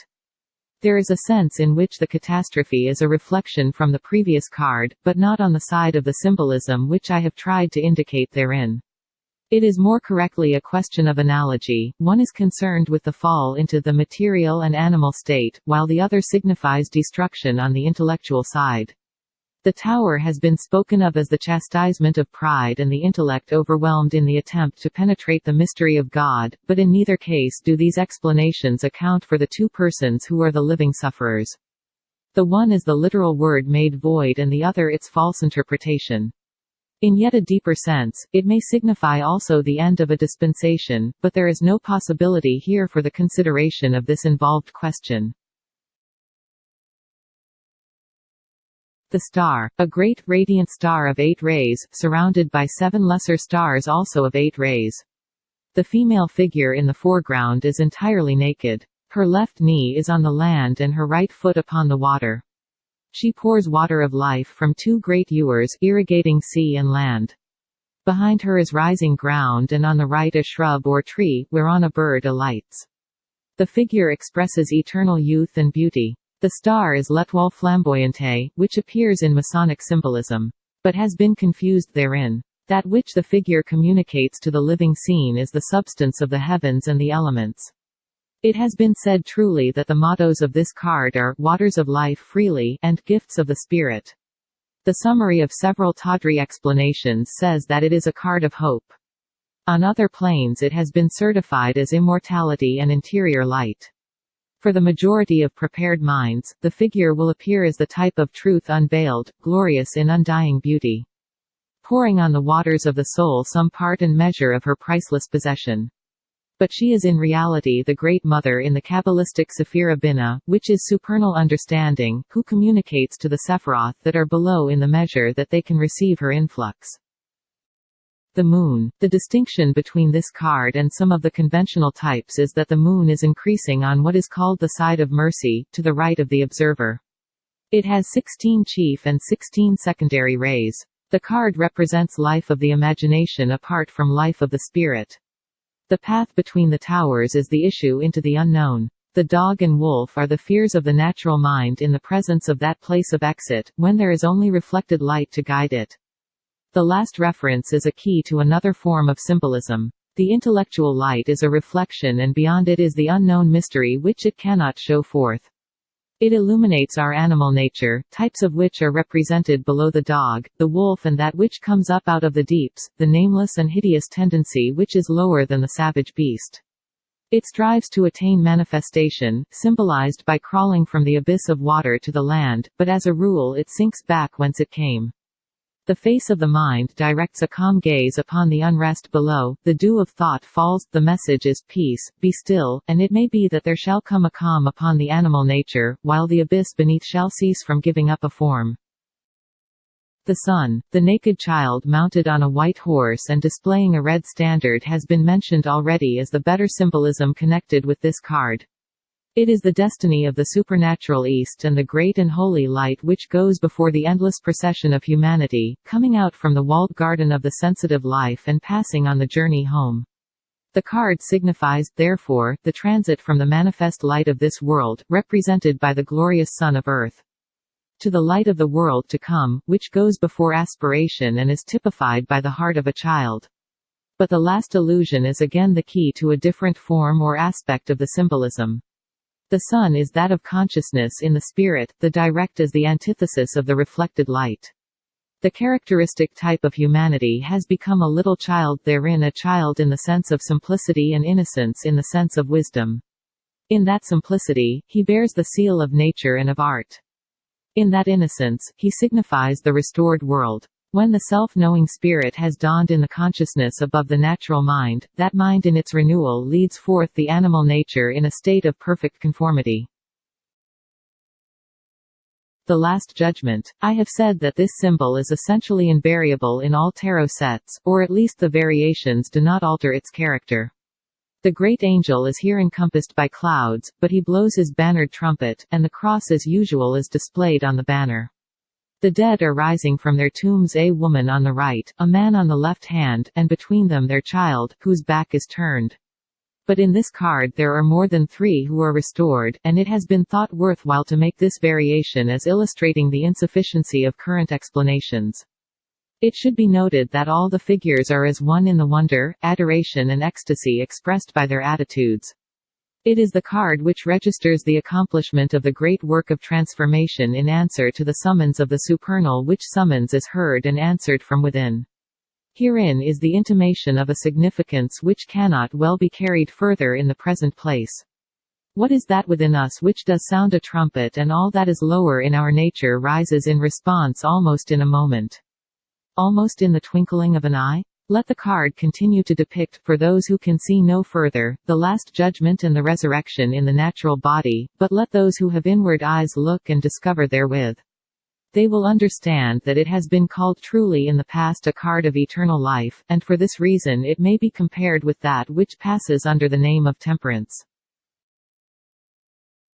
Card 0. The Fool. With light step, as if earth and its trammels had little power to restrain him, a young man in gorgeous vestments pauses at the brink of a precipice among the great heights of the world. He surveys the blue distance before him, its expanse of sky rather than the prospect below.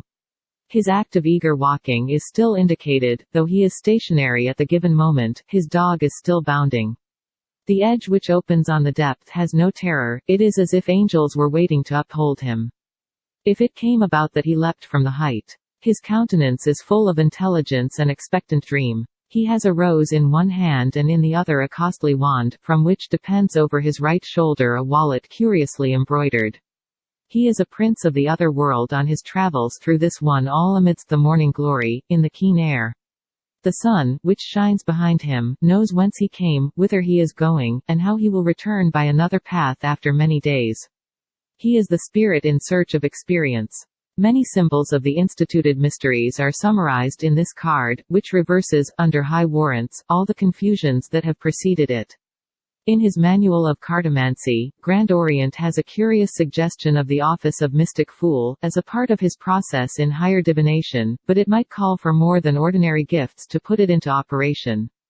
We shall see how the card fares according to the common arts of fortune-telling, and it will be an example, to those who can discern, of the fact, otherwise so evident, that the trumps major had no place originally in the arts of psychic gambling, when cards are used as the counters and pretexts. Of the circumstances under which this art arose we know, however, very little. The conventional explanations say that the fool signifies the flesh, the sensitive life, and by a peculiar satire its subsidiary name was at one time the alchemist, as depicting folly at the most insensate stage. The world. As this final message of the major trumps is unchanged and indeed unchangeable in respect of its design, it has been partly described already regarding its deeper sense. It represents also the perfection and end of the cosmos, the secret which is within it, the rapture of the universe when it understands itself in God. It is further the state of the soul in the consciousness of divine vision, reflected from the self-knowing spirit. But these meanings are without prejudice to that which I have said concerning it on the material side.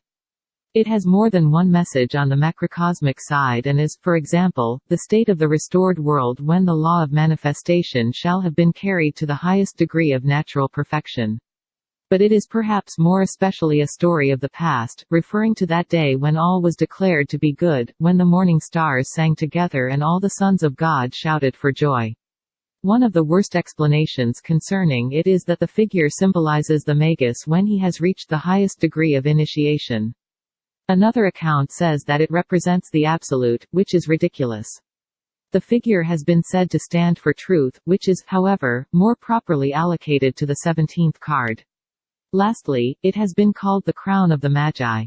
Conclusion: as to the greater keys, there has been no attempt in the previous tabulation to present the symbolism in what is called the three worlds, that of divinity, of the macrocosm and the microcosm.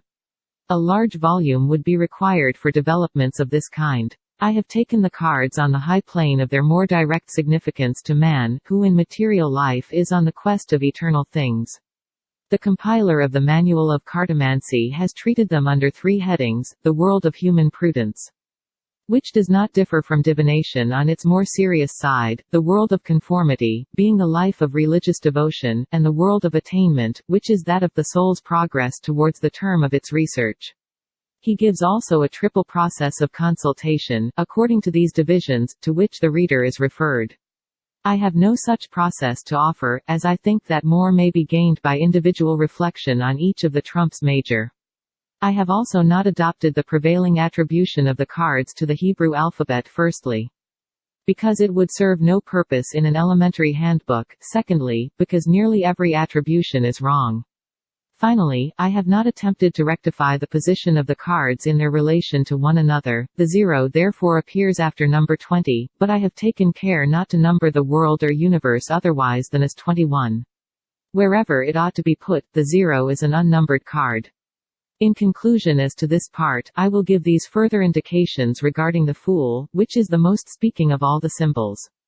He signifies the journey outward, the state of the first emanation, the graces and passivity of the spirit. His wallet is inscribed with dim signs, to show that many subconscious memories are stored up in the soul. The outer method of the oracle. Section 1. Distinction between the greater and lesser arcana in respect of their usual presentation. The bridge between the greater and lesser arcana is supplied by the court cards king, queen, knight and squire or page, but their utter distinction from the trumps major is shown by their conventional character. Let the reader compare them with symbols like the Fool, the High Priestess, the Hierophant, or almost without exception with any in the previous sequence. And he will discern my meaning. There is no especial idea connected on the surface with the ordinary court cards. They are a bridge of conventions, which form a transition to the simple pretexts of the counters and denaries of the numbers following. We seem to have passed away utterly from the region of higher meanings illustrated by living pictures. Therein was a period, however, when the numbered cards were also pictures, but such devices were sporadic inventions of particular artists and were either conventional designs of the typical or allegorical kind. Distinct from what is understood by symbolism, they were illustrations, shall we say, of manners, customs and periods. They were, in a word, adornments, and as such they did nothing to raise the significance of the lesser arcana to the plane of the trumps major. Moreover, such variations are exceedingly few. This notwithstanding, there are vague rumors concerning a higher meaning in the minor cards, but nothing has so far transpired, even within the sphere of prudence which belongs to the most occult circles. These, it is true, have certain variants in respect of divinatory values, but I have not heard that in practice they offer better results. Efforts like those of Pappus in the Tarot ol the Bohemians are strenuous and deserving after their own kind. B, in particular, recognizes the elements of the divine immanence in the trumps major, and he seeks to follow them through the long series of the lesser cards, as if these represented filtrations of the world of grace through the world of fortune. But he only produces an arbitrary scheme of division which he can carry no further, and he has recourse, of necessity, in the end to a common scheme of divination as the substitute for a title to existence on the part of the lesser arcana.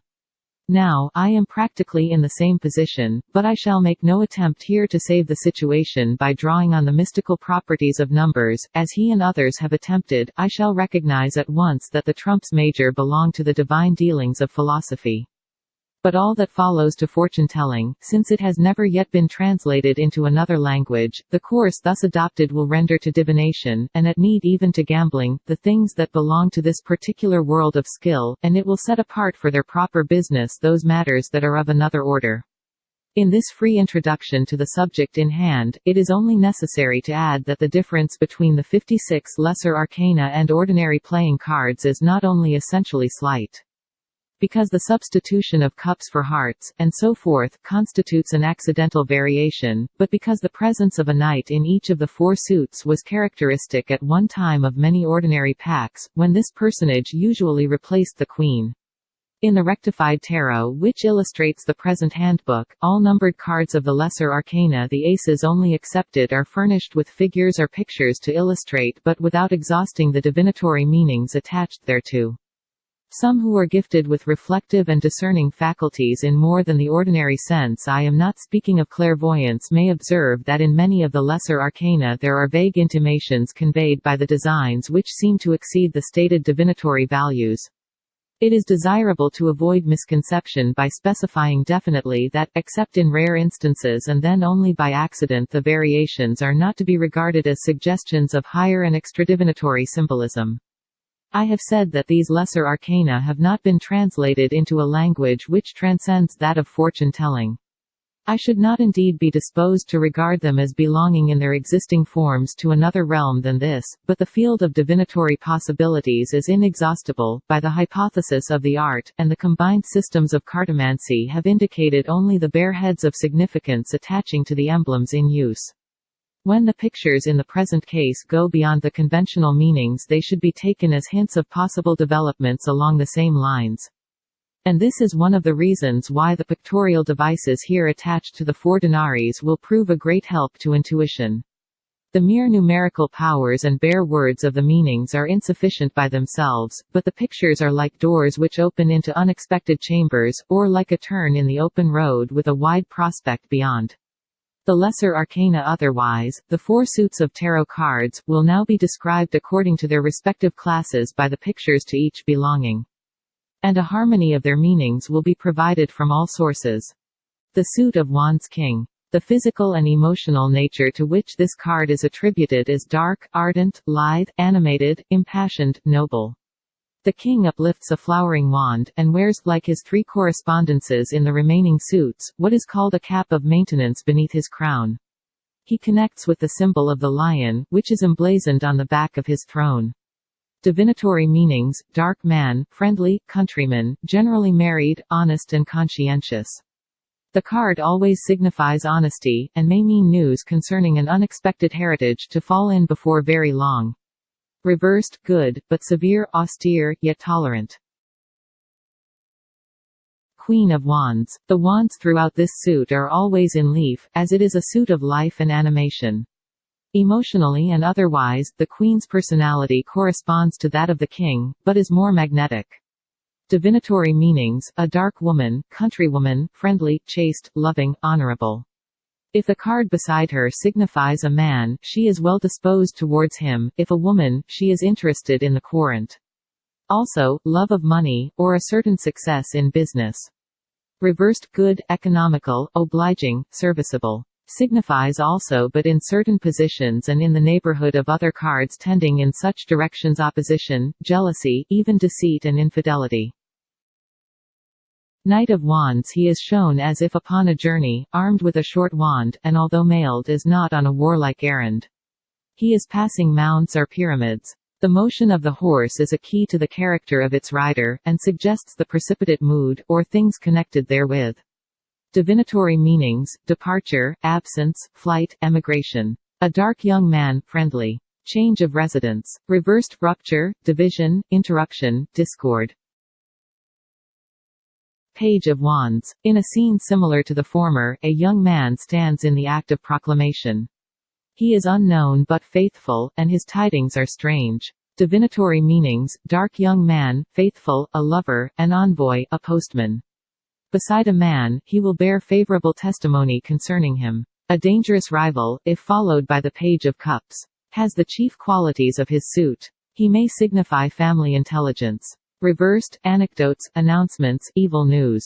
Also indecision and the instability which accompanies it.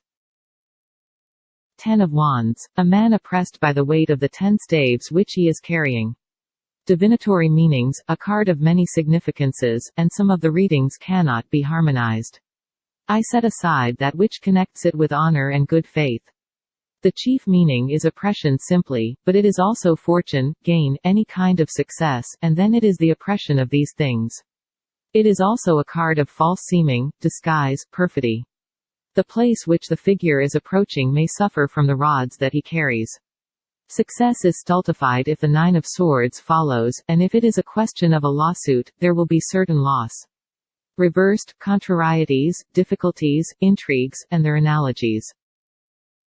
9 of Wands. The figure leans upon his staff and has an expectant look, as if awaiting an enemy. Behind are 8 other staves erect, in orderly disposition, like a palisade. Divinatory meanings, the card signifies strength in opposition. If attacked, the person will meet an onslaught boldly, and his build shows that he may prove a formidable antagonist.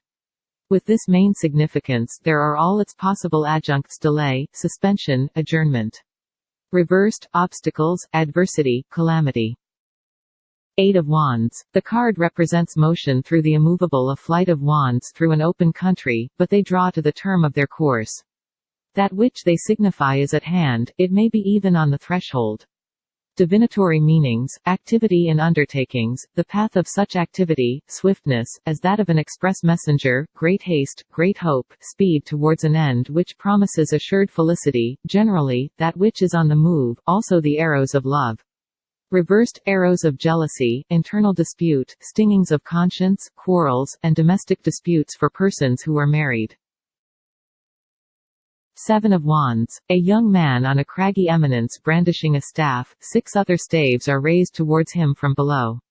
Divinatory meanings, it is a card of valor, for, on the surface, 6 are attacking one, who has, however, the vantage position.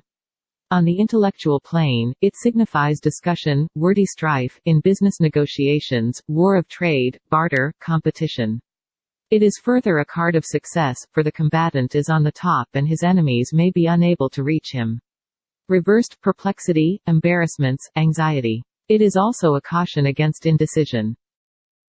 6 of Wands. A laureled horseman bears one staff adorned with a laurel crown, footmen with staves are at his side. Divinatory meanings, the card has been so designed that it can cover several significations. On the surface, it is a victor triumphing, but it is also great news, such as might be carried in state by the king's courier. It is expectation crowned with its own desire, the crown of hope, and so forth. Reversed, apprehension, fear, as of a victorious enemy at the gate, treachery, disloyalty, as of gates being opened to the enemy, also indefinite delay. 5 of Wands. A posse of youths, who are brandishing staves, as if in sport or strife. It is mimic warfare, and here too correspond the divinatory meanings, imitation, as, for example, sham fight, but also the strenuous competition and struggle of the search after riches and fortune. In this sense it connects with the battle of life. Hence some attributions say that it is a card of gold, gain, opulence. Reversed, litigation, disputes, trickery, contradiction. 4 of Wands. From the 4 great staves planted in the foreground there is a great garland suspended, 2 female figures uplift nosegays, at their side is a bridge over a moat, leading to an old manorial house. Divinatory meanings, they are for once almost on the surface country life, haven of refuge, a species of domestic harvest home, repose, concord, harmony, prosperity, peace, and the perfected work of these. Reversed, the meaning remains unaltered, it is prosperity, increase, felicity, beauty, embellishment. 3 of Wands. A calm, stately personage, with his back turned, looking from a cliff's edge at ships passing over the sea. 3 staves are planted in the ground, and he leans slightly on one of them. Divinatory meanings, he symbolizes established strength, enterprise, effort, trade, commerce, discovery. Those are his ships, bearing his merchandise, which are sailing over the sea. The card also signifies able cooperation in business, as if the successful merchant prince were looking from his side towards yours with a view to help you. Reversed, the end of troubles, suspension or cessation of adversity, toil and disappointment. 2 of Wands. A tall man looks from a battlemented roof over sea and shore. He holds a globe in his right hand, while a staff in his left rests on the battlement, another is fixed in a ring. The rose and cross and lily should be noticed on the left side. Divinatory meanings. Between the alternative readings there is no marriage possible, on the one hand, riches, fortune, magnificence, on the other, physical suffering, disease, chagrin, sadness, mortification. The design gives one suggestion. Here is a lord overlooking his dominion and alternately contemplating a globe. It looks like the malady, the mortification, the sadness of Alexander amidst the grandeur of this world's wealth. Reversed, surprise, wonder, enchantment, emotion, trouble, fear. Ace of Wands. A hand issuing from a cloud grasps a stout wand or club. Divinatory meanings: creation, invention, enterprise, the powers which result in these, principle, beginning, source, birth, family, origin, and in a sense the virility which is behind them, the starting point of enterprises, according to another account, money, fortune, inheritance. Reversed, fall, decadence, ruin, perdition, to perish also a certain clouded joy.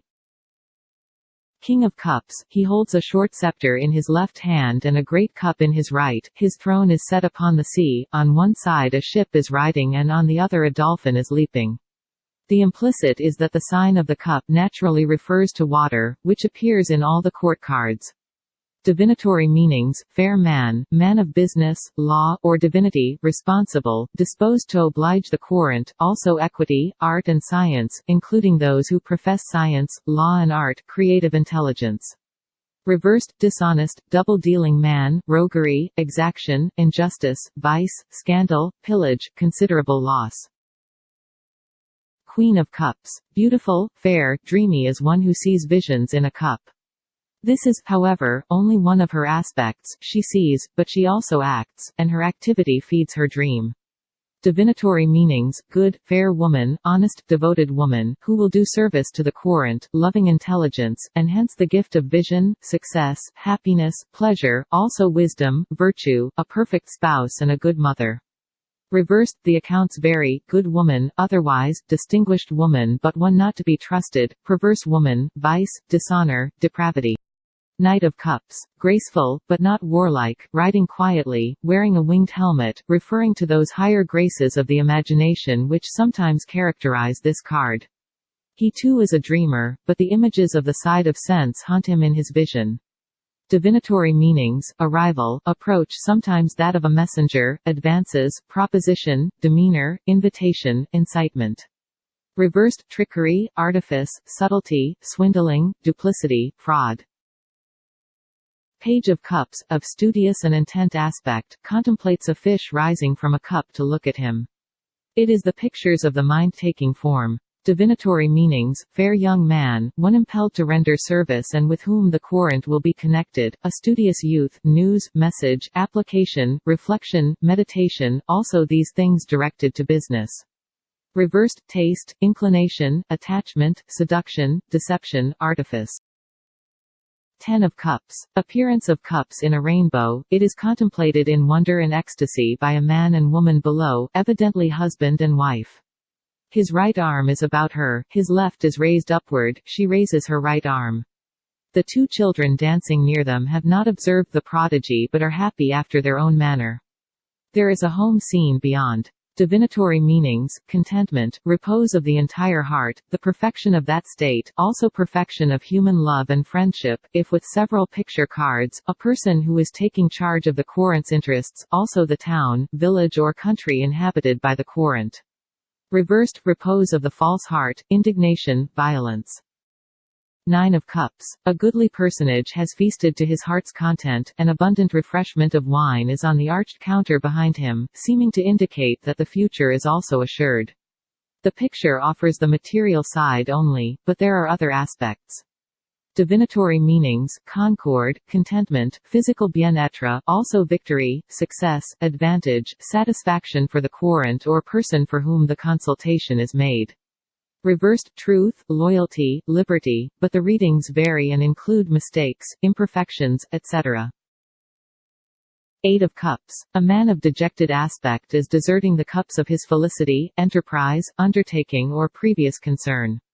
Divinatory meanings. The card speaks for itself on the surface, but other readings are entirely antithetical, giving joy, mildness, timidity, honor, modesty. In practice, it is usually found that the card shows the decline of a matter, or that a matter which has been thought to be important is really of slight consequence either for good or evil. Reversed, great joy, happiness, feasting. 7 of Cups. Strange chalices of vision, but the images are more especially those of the fantastic spirit. Divinatory meanings, fairy favors, images of reflection, sentiment, imagination, things seen in the glass of contemplation, some attainment in these degrees, but nothing permanent or substantial is suggested. Reversed, desire, will, determination, project. 6 of Cups. Children in an old garden, their cups filled with flowers. Divinatory meanings, a card of the past and of memories, looking back, as for example on childhood, happiness, enjoyment, but coming rather from the past, things that have vanished. Another reading reverses this, giving new relations, new knowledge, new environment, and then the children are disporting in an unfamiliar precinct. Reversed, the future, renewal, that which will come to pass presently. 5 of Cups. A dark, cloaked figure, looking sideways at 3 prone cups. 2 others stand upright behind him. A bridge is in the background, leading to a small keep or holding. Divinatory meanings, it is a card of loss, but something remains over. 3 have been taken, but 2 are left. It is a card of inheritance, patrimony, transmission, but not corresponding to expectations. With some interpreters it is a card of marriage, but not without bitterness or frustration. Reversed, news, alliances, affinity, consanguinity, ancestry, return, false projects. 4 of Cups. A young man is seated under a tree and contemplates 3 cups set on the grass before him. An arm issuing from a cloud offers him another cup. His expression notwithstanding is one of discontent with his environment. Divinatory meanings, weariness, disgust, aversion, imaginary vexations, as if the wine of this world had caused satiety only. Another wine, as if a fairy gift, is now offered the wastrel, but he sees no consolation therein. This is also a card of blended pleasure. Reversed, novelty, presage, new instruction, new relations. 3 of Cups. Maidens in a garden ground with cups uplifted, as if pledging one another. Divinatory meanings, the conclusion of any matter in plenty, perfection and merriment, happy issue, victory, fulfillment, solace, healing. Reversed, expedition, dispatch, achievement, end. It signifies also the side of excess in physical enjoyment, and the pleasures of the senses. 2 of Cups. A youth and maiden are pledging one another, and above their cups rises the caduceus of Hermes, between the great wings of which there appears a lion's head. It is a variant of a sign which is found in a few old examples of this card. Some curious emblematical meanings are attached to it, but they do not concern us in this place.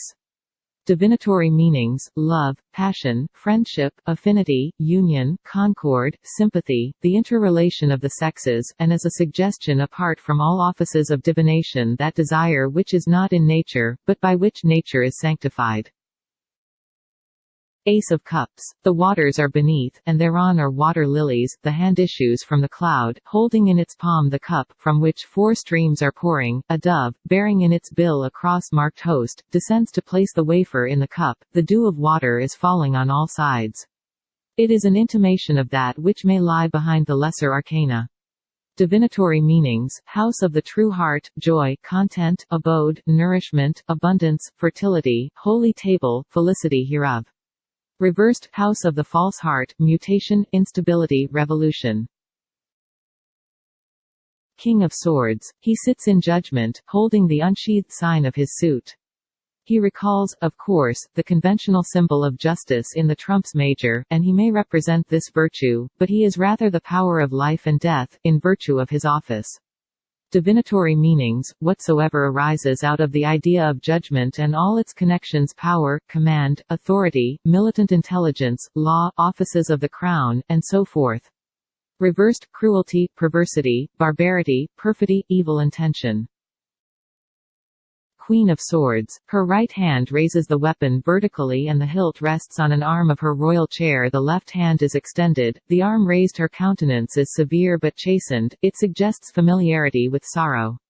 It does not represent mercy, and, her sword notwithstanding, she is scarcely a symbol of power. Divinatory meanings: widowhood, female sadness and embarrassment, absence, sterility, mourning, privation, separation. Reversed: malice, bigotry, artifice, prudery, bale, deceit. Knight of Swords. He is riding in full course, as if scattering his enemies. In the design he is really a prototypical hero of romantic chivalry. He might almost be Galahad, whose sword is swift and sure because he is clean of heart. Divinatory meanings: skill, bravery, capacity, defense, address, enmity, wrath, war, destruction, opposition, resistance, ruin. There is therefore a sense in which the card signifies death, but it carries this meaning only in its proximity to other cards of fatality. Reversed: imprudence, incapacity, extravagance. Page of Swords. A lithe, active figure holds a sword upright in both hands, while in the act of swift walking. He is passing over rugged land, and about his way the clouds are collocated wildly. He is alert and lithe, looking this way and that, as if an expected enemy might appear at any moment. Divinatory meanings: authority, overseeing, secret service, vigilance, spying, examination, and the qualities thereto belonging. Reversed: more evil side of these qualities, what is unforeseen, unprepared state, sickness is also intimated. Ten of Swords. A prostrate figure, pierced by all the swords belonging to the card. Divinatory meanings: whatsoever is intimated by the design, also pain, affliction, tears, sadness, desolation. It is not especially a card of violent death. Reversed: advantage, profit, success, favor, but none of these are permanent, also power and authority. Nine of Swords. One seated on her couch in lamentation, with the swords over her. She is as one who knows no sorrow which is like unto hers. It is a card of utter desolation. Divinatory meanings: death, failure, miscarriage, delay, deception, disappointment, despair. Reversed: imprisonment, suspicion, doubt, reasonable fear, shame. Of Swords. A woman, bound and hoodwinked, with the swords of the card about her. Yet it is rather a card of temporary durance than of a retrievable bondage. Divinatory meanings: bad news, violent chagrin, crisis, censure, power in trammels, conflict, calumny, also sickness. Reversed: disquiet, difficulty, opposition, accident, treachery, what is unforeseen, fatality. Seven of Swords. A man in the act of carrying away 5 swords rapidly, the 2 others of the card remain stuck in the ground. A camp is close at hand. Divinatory meanings: design, attempt, wish, hope, confidence, also quarreling, a plan that may fail, annoyance. The design is uncertain in its import, because the significations are widely at variance with each other. Reversed: good advice, counsel, instruction, slander, babbling. Six of Swords. A ferryman carrying passengers in his punt to the further shore. The course is smooth, and seeing that the freight is light, it may be noted that the work is not beyond his strength. Divinatory meanings: journey by water, route, way, envoy, commissionary, expedient. Reversed: declaration, confession, publicity, one account says that it is a proposal of love. Five of Swords. A disdainful man looks after 2 retreating and dejected figures. Their swords lie upon the ground. He carries 2 others on his left shoulder, and a third sword is in his right hand, point to earth. He is the master in possession of the field. Divinatory meanings: degradation, destruction, revocation, infamy, dishonor, loss, with the variants and analogues of these. Reversed: the same, burial and obsequies. Four of Swords. The effigy of a knight in the attitude of prayer, at full length upon his tomb. Divinatory meanings: vigilance, retreat, solitude, hermit's repose, exile, tomb and coffin. It is these last that have suggested the design. Reversed: wise administration, circumspection, economy, avarice, precaution, testament. 3 of Swords. 3 swords piercing a heart, cloud and rain behind. Divinatory meanings: removal, absence, delay, division, rupture, dispersion, and all that the design signifies naturally, being too simple and obvious to call for specific enumeration. Reversed: mental alienation, error, loss, distraction, disorder, confusion. Two of Swords. A hoodwinked female figure balances two swords upon her shoulders. Divinatory meanings: conformity and the equipoise which it suggests, courage, friendship, concord in a state of arms. Another reading gives tenderness, affection, intimacy. The suggestion of harmony and other favorable readings must be considered in a qualified manner, as swords generally are not symbolical of beneficent forces in human affairs. Reversed: imposture, falsehood, duplicity, disloyalty. Ace of Swords. A hand issues from a cloud, grasping as word, the point of which is encircled by a crown. Divinatory meanings: triumph, the excessive degree in everything, conquest, triumph of force. It is a card of great force, in love as well as in hatred. The crown may carry a much higher significance than comes usually within the sphere of fortune-telling. Reversed: the same, but the results are disastrous. Another account says conception, childbirth, augmentation, multiplicity. King of Pentacles. The figure calls for no special description. The face is rather dark, suggesting also courage, but somewhat lethargic in tendency. The bull's head should be noted as a recurrent symbol on the throne. The sign of this suit is represented throughout as engraved or blazoned with the pentagram, typifying the correspondence of the four elements in human nature and that by which they may be governed. In many old tarot packs this suit stood for current coin, money, deniers. I have not invented the substitution of pentacles and I have no special cause to sustain in respect of the alternative. But the consensus of divinatory meanings is on the side of some change, because the cards do not happen to deal especially with questions of money. Divinatory meanings: valor, realizing intelligence, business and normal intellectual aptitude, sometimes mathematical gifts and attainments of this kind, success in these paths. Reversed: vice, weakness, ugliness, perversity, corruption, peril. Queen of Pentacles. The face suggests that of a dark woman, whose qualities might be summed up in the idea of greatness of soul. She has also the serious cast of intelligence, she contemplates her symbol and may see worlds therein. Divinatory meanings: opulence, generosity, magnificence, security, liberty. Reversed: evil, suspicion, suspense, fear, mistrust. Knight of Pentacles. He rides a slow, enduring, heavy horse, to which his own aspect corresponds. He exhibits his symbol, but does not look therein. Divinatory meanings: utility, serviceableness, interest, responsibility, rectitude, all on the normal and external plane.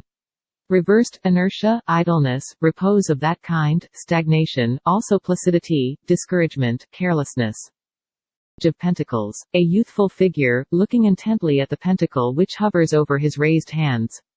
He moves slowly, insensible of that which is about him. Divinatory meanings: application, study, scholarship, reflection. Another reading says news, messages and the bringer thereof, also rule, management.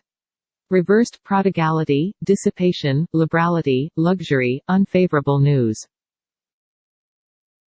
Ten of Pentacles. A man and woman beneath an archway which gives entrance to a house and domain. They are accompanied by a child, who looks curiously at two dogs accosting an ancient personage seated in the foreground. The child's hand is on one of them. Divinatory meanings: gain, riches, family matters, archives, extraction, the abode of a family. Reversed: chance, fatality, loss, robbery, games of hazard, sometimes gift, dowry, pension. Nine of Pentacles. A woman, with a bird upon her wrist, stands amidst a great abundance of grapevines in the garden of a manorial house. It is a wide domain, suggesting plenty in all things. Possibly it is her own possession and testifies to material well-being. Divinatory meanings: prudence, safety, success, accomplishment, certitude, discernment. Reversed: roguery, deception, voided project, bad faith. Eight of Pentacles. An artist in stone at his work, which he exhibits in the form of trophies. Divinatory meanings: work, employment, commission, craftsmanship, skill in craft and business, perhaps in the preparatory stage. Reversed: voided ambition, vanity, cupidity, exaction, usury. It may also signify the possession of skill, in the sense of the ingenious mind turned to cunning and intrigue. 7 of Pentacles. A young man, leaning on his staff, looks intently at 7 pentacles attached to a clump of greenery on his right. One would say that these were his treasures and that his heart was there. Divinatory meanings. These are exceedingly contradictory. In the main, it is a card of money, business, barter, but one reading gives altercation, quarrels, and another innocence, ingenuity, purgation. Reversed, cause for anxiety regarding money which it may be proposed to lend. 6 of Pentacles. A person in the guise of a merchant weighs money in a pair of scales and distributes it to the needy and distressed. It is a testimony to his own success in life, as well as to his goodness of heart. Divinatory meanings, presents, gifts, gratification. Another account says attention, vigilance. Now is the accepted time, present prosperity, etc. Reversed, desire, cupidity, envy, jealousy, illusion. 5 of Pentacles. 2 mendicants in a snowstorm pass a lighted casement. Divinatory meanings. The card foretells material trouble above all, whether in the form illustrated, that is, destitution, or otherwise. For some cartomancists, it is a card of love and lover's wife, husband, friend, mistress, also concordance, affinities. These alternatives cannot be harmonized. Reversed, disorder, chaos, ruin, discord, profligacy. 4 of Pentacles. A crowned figure, having a pentacle over his crown, clasps another with hands and arms. 2 pentacles are under his feet. He holds to that which he has. Divinatory meanings. The surety of possessions, cleaving to that which one has, gift, legacy, inheritance. Reversed, suspense, delay, opposition. 3 of Pentacles. A sculptor at his work in a monastery. Compare the design which illustrates the 8 of Pentacles. The apprentice or amateur therein has received his reward and is now at work in earnest. Divinatory meanings, métier, trade, skilled labor, usually, however, regarded as a card of nobility, aristocracy, renown, glory. Reversed, mediocrity, in work and otherwise, puerility, pettiness, weakness.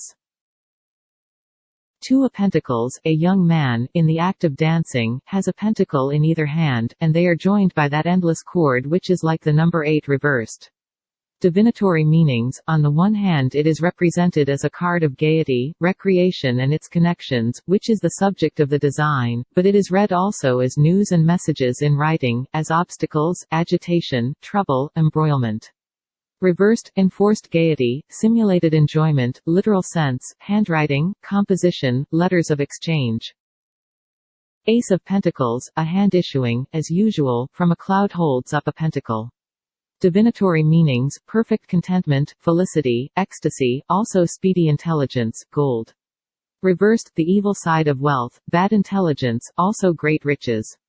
In any case, it shows prosperity, comfortable material conditions, but whether these are of advantage to the possessor will depend on whether the card is reversed or not.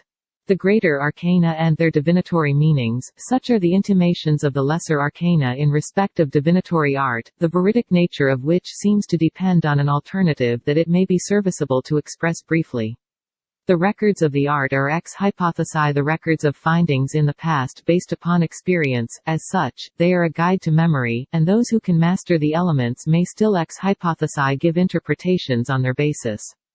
It is an official and automatic working.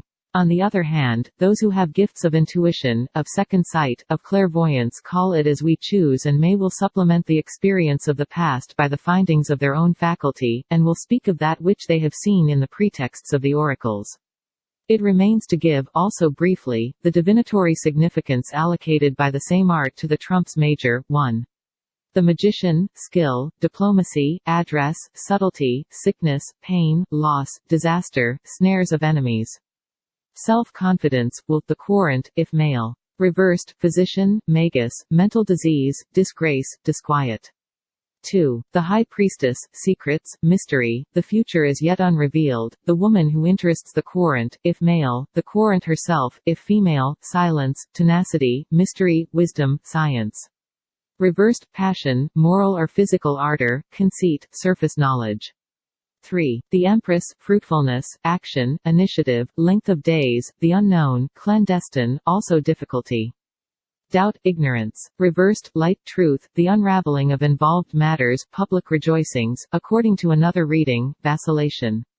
4. The emperor, stability, power, protection, realization, a great person, aid, reason, conviction, also authority and will. Reversed, benevolence, compassion, credit, also confusion to enemies, obstruction, immaturity. 5. The Hierophant, marriage, alliance, captivity, servitude, by another account, mercy and goodness, inspiration, the man to whom the querent has recourse. Reversed, society, good understanding, concord, overkindness, weakness. 6. The lovers, attraction, love, beauty, trials overcome. Reversed, failure, foolish designs. Another account speaks of marriage frustrated and contrarieties of all kinds. 7. The chariot, succor, providence, also war, triumph, presumption, vengeance, trouble. Reversed, riot, quarrel, dispute, litigation, defeat. 8. Fortitude, power, energy, action, courage, magnanimity, also complete success and honors. Reversed. Despotism, abuse if power, weakness, discord, sometimes even disgrace. 9. The hermit, prudence, circumspection, also and especially treason, dissimulation, roguery, corruption. Reversed, concealment, disguise, policy, fear, unreasoned caution. 10. Wheel of fortune, destiny, fortune, success, elevation, luck, felicity. Reversed, increase, abundance, superfluity. 11. Justice, equity, rightness, probity, executive, triumph of the deserving side in law. Reversed, law in all its departments. Legal complications, bigotry, bias, excessive severity. 12. The hanged man, wisdom, circumspection, discernment, trials, sacrifice, intuition, divination, prophecy. Reversed, selfishness, the crowd, body politic. 13. Death, end, mortality, destruction, corruption also, for a man, the loss of a benefactor for a woman, many contrarieties, for a maid, failure of marriage projects. Reversed, inertia, sleep, lethargy, petrifaction, somnambulism, hope destroyed. 14. Temperance, economy. Moderation, frugality, management, accommodation. Reversed, things connected with churches, religions, sects, the priesthood, sometimes even the priest who will marry the querent, also disunion, unfortunate combinations, competing interests. 15. The devil, ravage, violence, vehemence, extraordinary efforts, force, fatality, that which is predestined but is not for this reason evil. Reversed, evil, fatality, weakness, pettiness, blindness. 16. The tower, misery, distress, indigence. Adversity, calamity, disgrace, deception, ruin. It is a card in particular of unforeseen catastrophe. Reversed, according to one account, the same in a lesser degree also oppression, imprisonment, tyranny. 17. The star, loss, theft, privation, abandonment. Another reading says hope and bright prospects. Reversed, arrogance, haughtiness, impotence. 18. The moon, hidden enemies, danger, calumny, darkness, terror, deception, occult forces, error. Reversed, instability, inconstancy. Silence, lesser degrees of deception and error. 19. The sun, material happiness, fortunate marriage, contentment. Reversed, the same in a lesser sense. 20. The last judgment, change of position, renewal, outcome. Another account specifies total loss though lawsuit. Reversed, weakness, pusillanimity, simplicity, also deliberation, decision, sentence. 0. The fool, folly, mania, extravagance, intoxication, delirium, frenzy, bewrayment. Reversed, negligence, absence, distribution. Carelessness, apathy, nullity, vanity. 21. The world, assured success, recompense, voyage, route, emigration, flight, change of place. Reversed, inertia, fixity, stagnation, permanence. It will be seen that, except where there is an irresistible suggestion conveyed by the surface meaning, that which is extracted from the trumps major by the divinatory art is at once artificial and arbitrary, as it seems to me, in the highest degree. But of one order are the mysteries of light and of another are those of fantasy. The allocation of a fortune-telling aspect to these cards is the story of a prolonged impertinence. For some additional meanings of the lesser arcana wands. King, generally favorable, may signify a good marriage. Reversed, advice that should be followed. Queen, a good harvest, which may be taken in several senses. Reversed, goodwill towards the querent, but without the opportunity to exercise it. Knight, a bad card, according to some readings, alienation. Reversed, for a woman, marriage, but probably frustrated. Page, young man of family in search of young lady. Reversed, bad news. 10. Difficulties and contradictions, if near a good card. 9. Generally speaking, a bad card. 8. Domestic disputes for a married person. 7. A dark child. 6. Servants may lose the confidence of their masters, a young lady may be betrayed by a friend. Reversed, fulfillment of deferred hope. 5. Success in financial speculation. Reversed, quarrels may be turned to advantage. 4. Unexpected good fortune. Reversed, a married woman will have beautiful children. 3. A very good card, collaboration will favor enterprise. 2. A young lady may expect trivial disappointments. Ace, calamities of all kinds. Reversed, a sign of birth. Cups. King, beware of ill will on the part of a man of position, and of hypocrisy pretending to help. Reversed, loss. Queen, sometimes denotes a woman of equivocal character. Reversed, a rich marriage for a man and a distinguished one for a woman. Knight, a visit from a friend, who will bring unexpected money to the querent. Reversed, irregularity. Page, good augury, also a young man who is unfortunate in love. Reversed, obstacles of all kinds. 10. For a male querent, a good marriage and one beyond his expectations. Reversed, sorrow, also a serious quarrel. 9. Of good augury for military men. Reversed, good business. 8. Marriage with a fair woman. Reversed, perfect satisfaction. 7. Fair child, idea, design, resolve, movement. Reversed, success, if accompanied by the 3 of cups. 6. Pleasant memories. Reversed, inheritance to fall in quickly. 5. Generally favorable, a happy marriage, also patrimony, legacies, gifts, success in enterprise. Reversed, return of some relative who has not been seen for long. 4. Contrarieties. Reversed, presentiment. 3. Unexpected advancement for a military man. Reversed, consolation, cure, end of the business. 2. Favorable in things of pleasure and business, as well as love, also wealth and honor. Reversed. Passion. Ace, inflexible will, unalterable law. Reversed, unexpected change of position. Swords. King, a lawyer, senator, doctor. Reversed, a bad man, also a caution to put an end to a ruinous lawsuit. Queen, a widow. Reversed, a bad woman, with ill will towards the querent. Knight, a soldier, man of arms, satellite, stipendiary, heroic action predicted for soldier. Reversed, dispute with an imbecile person, for a woman, struggle with a rival, who will be conquered. Page, an indiscreet person will pry into the querent's secrets. Reversed, astonishing news. 10, followed by ace and king, imprisonment, for girl or wife, treason on the part of friends. Reversed, victory and consequent fortune for a soldier in war. 9, an ecclesiastic, a priest, generally, a card of bad omen. Reversed, good ground for suspicion against a doubtful person. 8, for a woman, scandal spread in her respect. Reversed, departure of a relative. 7, dark girl, a good card, it promises a country life after a competence has been secured. Reversed, good advice, probably neglected. 6, the voyage will be pleasant. Reversed, unfavorable issue of lawsuit. 5, an attack on the fortune of the querent. Reversed, a sign of sorrow and mourning. 4, a bad card, but if reversed, a qualified success may be expected by wise administration of affairs. Reversed, a certain success following wise administration. 3, for a woman, the flight of her lover. Reversed, a meeting with one whom the querent has compromised, also a nun. 2, gifts for a lady, influential protection for a man in search of help. Reversed, dealings with rogues. Ace, great prosperity or great misery. Reversed, marriage broken off, for a woman, through her own imprudence.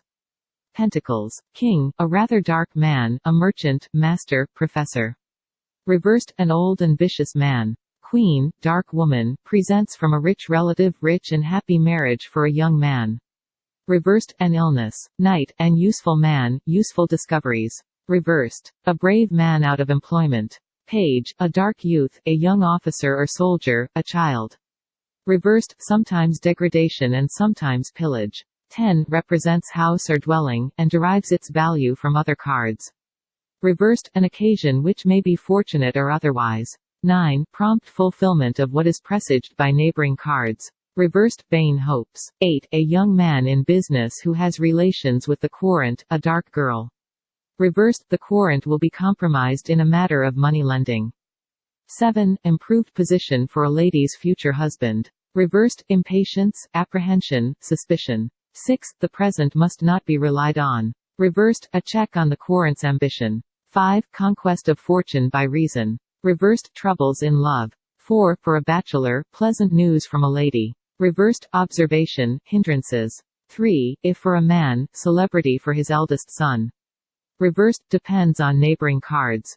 2. Troubles are more imaginary than real. Reversed. Bad omen, ignorance, injustice. Ace, the most favorable of all cards. Reversed, a share in the finding of treasure. It will be observed, 1, that these addendumenta have little connection with the pictorial designs of the cards to which they refer, as these correspond with the more important speculative values, 2, and further that the additional meanings are very often in disagreement with those previously given. All meanings are largely independent of one another and all are reduced, accentuated or subject to modification and sometimes almost reversal by their place in a sequence. There is scarcely any canon of criticism in matters of this kind. I suppose that in proportion as any system descends from generalities to details it becomes naturally the more precarious, and in the records of professional fortune-telling, it offers more of the dregs and lees of the subject. At the same time, divinations based on intuition and second sight are of little practical value unless they come down from the region of universals to that of particulars. But in proportion as this gift is present in a particular case, the specific meanings recorded by past cartomancists will be disregarded in favor of the personal appreciation of card values. This has been intimated already. It seems necessary to add the following speculative readings. The recurrence of cards in dealing in the natural position 4 kings equals great honor, 3 kings equals consultation, 2 kings equals minor council. 4 queens equals great debate, 3 queens equals deception by women, 2 queens equals sincere friends. 4 knights equals serious matters, 3 knights equals lively debate, 2 knights equals intimacy. 4 pages equals dangerous illness, 3 pages equals dispute, 2 pages equals disquiet. 4 tens equals condemnation, 3 tens equals new condition, 2 tens equals change. 4 nines equals a good friend, 3 nines equals success, 2 nines equals receipt. 4 eights equals reverse, 3 eights equals marriage, 2 eights equals new knowledge. 4 sevens equals intrigue, 3 sevens equals infirmity, 2 sevens equals news. 4 sixes equals abundance, 3 sixes equals success, 2 sixes equals irritability. 4 fives equals regularity, 3 fives equals determination, 2 fives equals vigils. 4 fours equals journey near at hand, 3 fours equals a subject of reflection, 2 fours equals insomnia. 4 threes equals progress, 3 threes equals unity, 2 threes equals calm. 4 twos equals contention, 3 twos equals security, 2 twos equals accord. 4 aces equals favorable chance. 3 aces equals small success, 2 aces equals trickery. Reversed 4 kings equals celerity, 3 kings equals commerce, 2 kings equals projects. 4 queens equals bad company, 3 queens equals gluttony, 2 queens equals work. 4 knights equals alliance, 3 knights equals a duel, or personal encounter, 2 knights equals susceptibility. 4 pages equals privation, 3 pages equals idleness, 2 pages equals society. 4 tens equals event, happening, 3 tens disappointment, 2 tens equals expectation justified.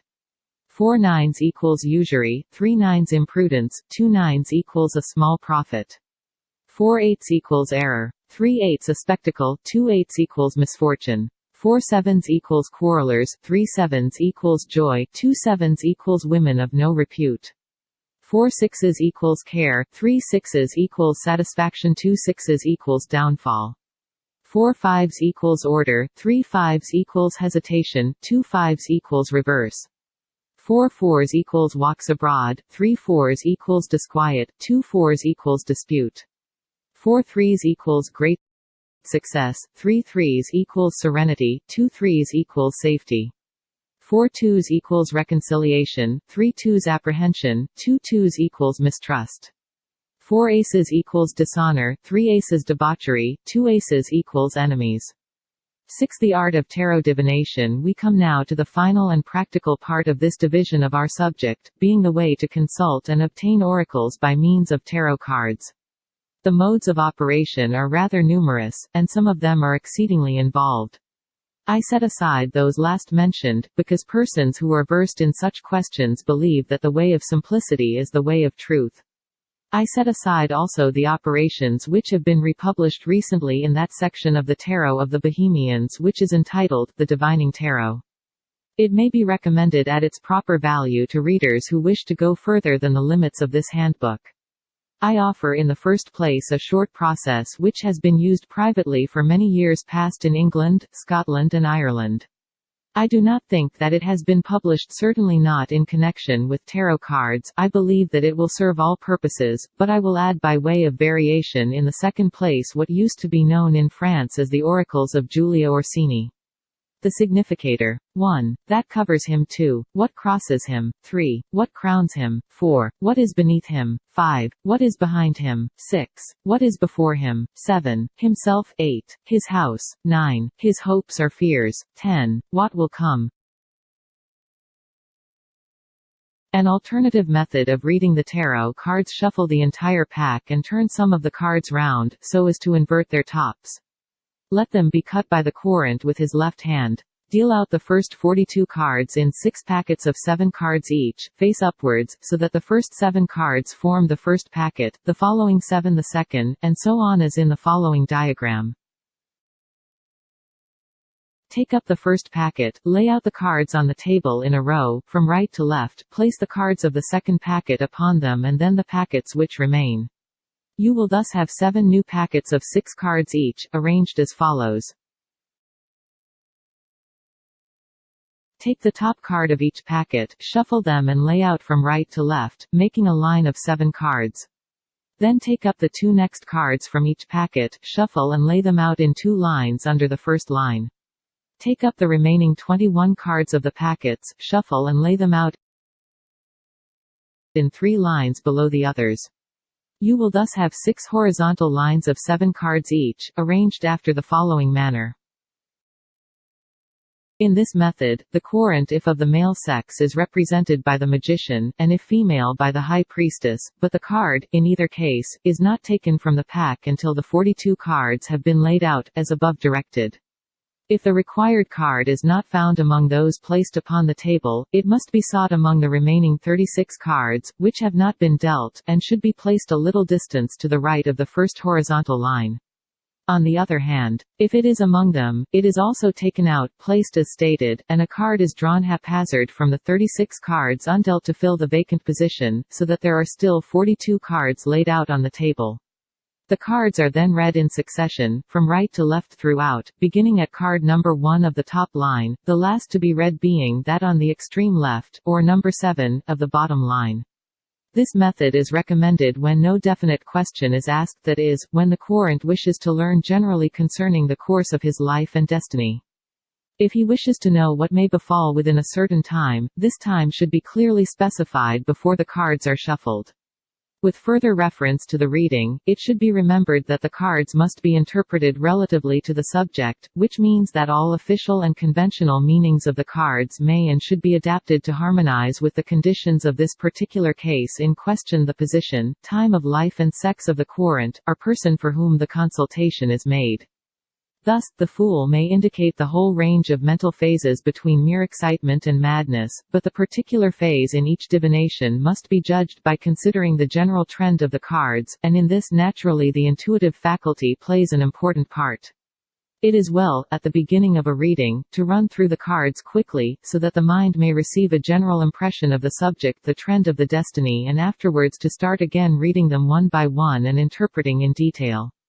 It should be remembered that the trumps represent more powerful and compelling forces by the tarot hypothesis than are referable to the small cards.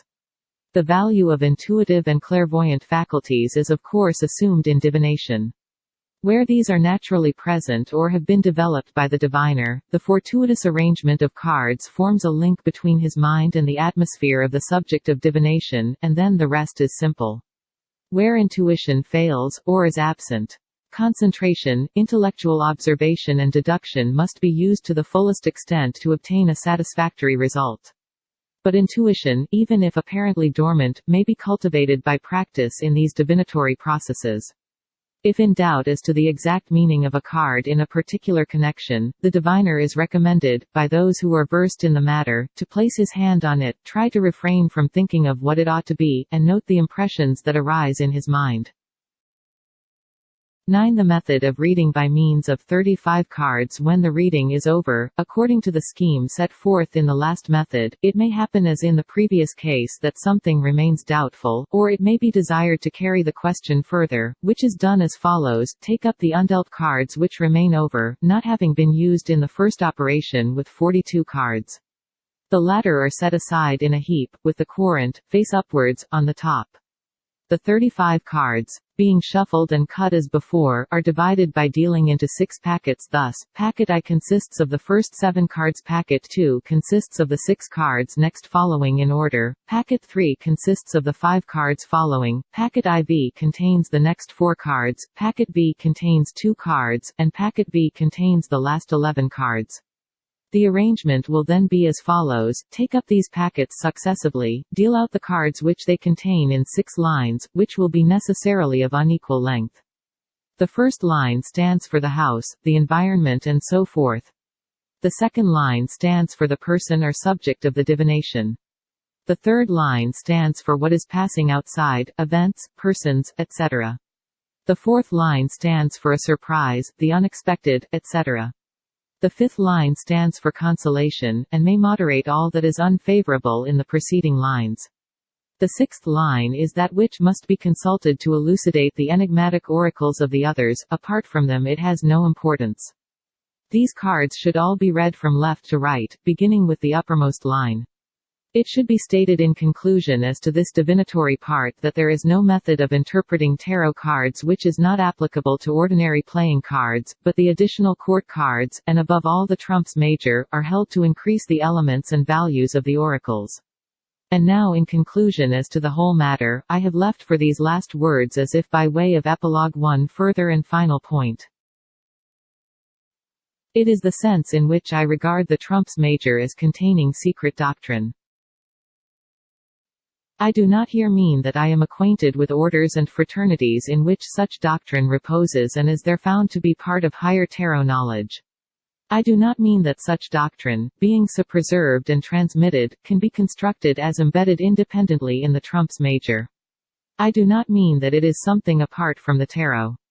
Associations exist which have special knowledge of both kinds. Some of it is deduced from the tarot and some of it is apart therefrom; in either case, it is the same in the root matter.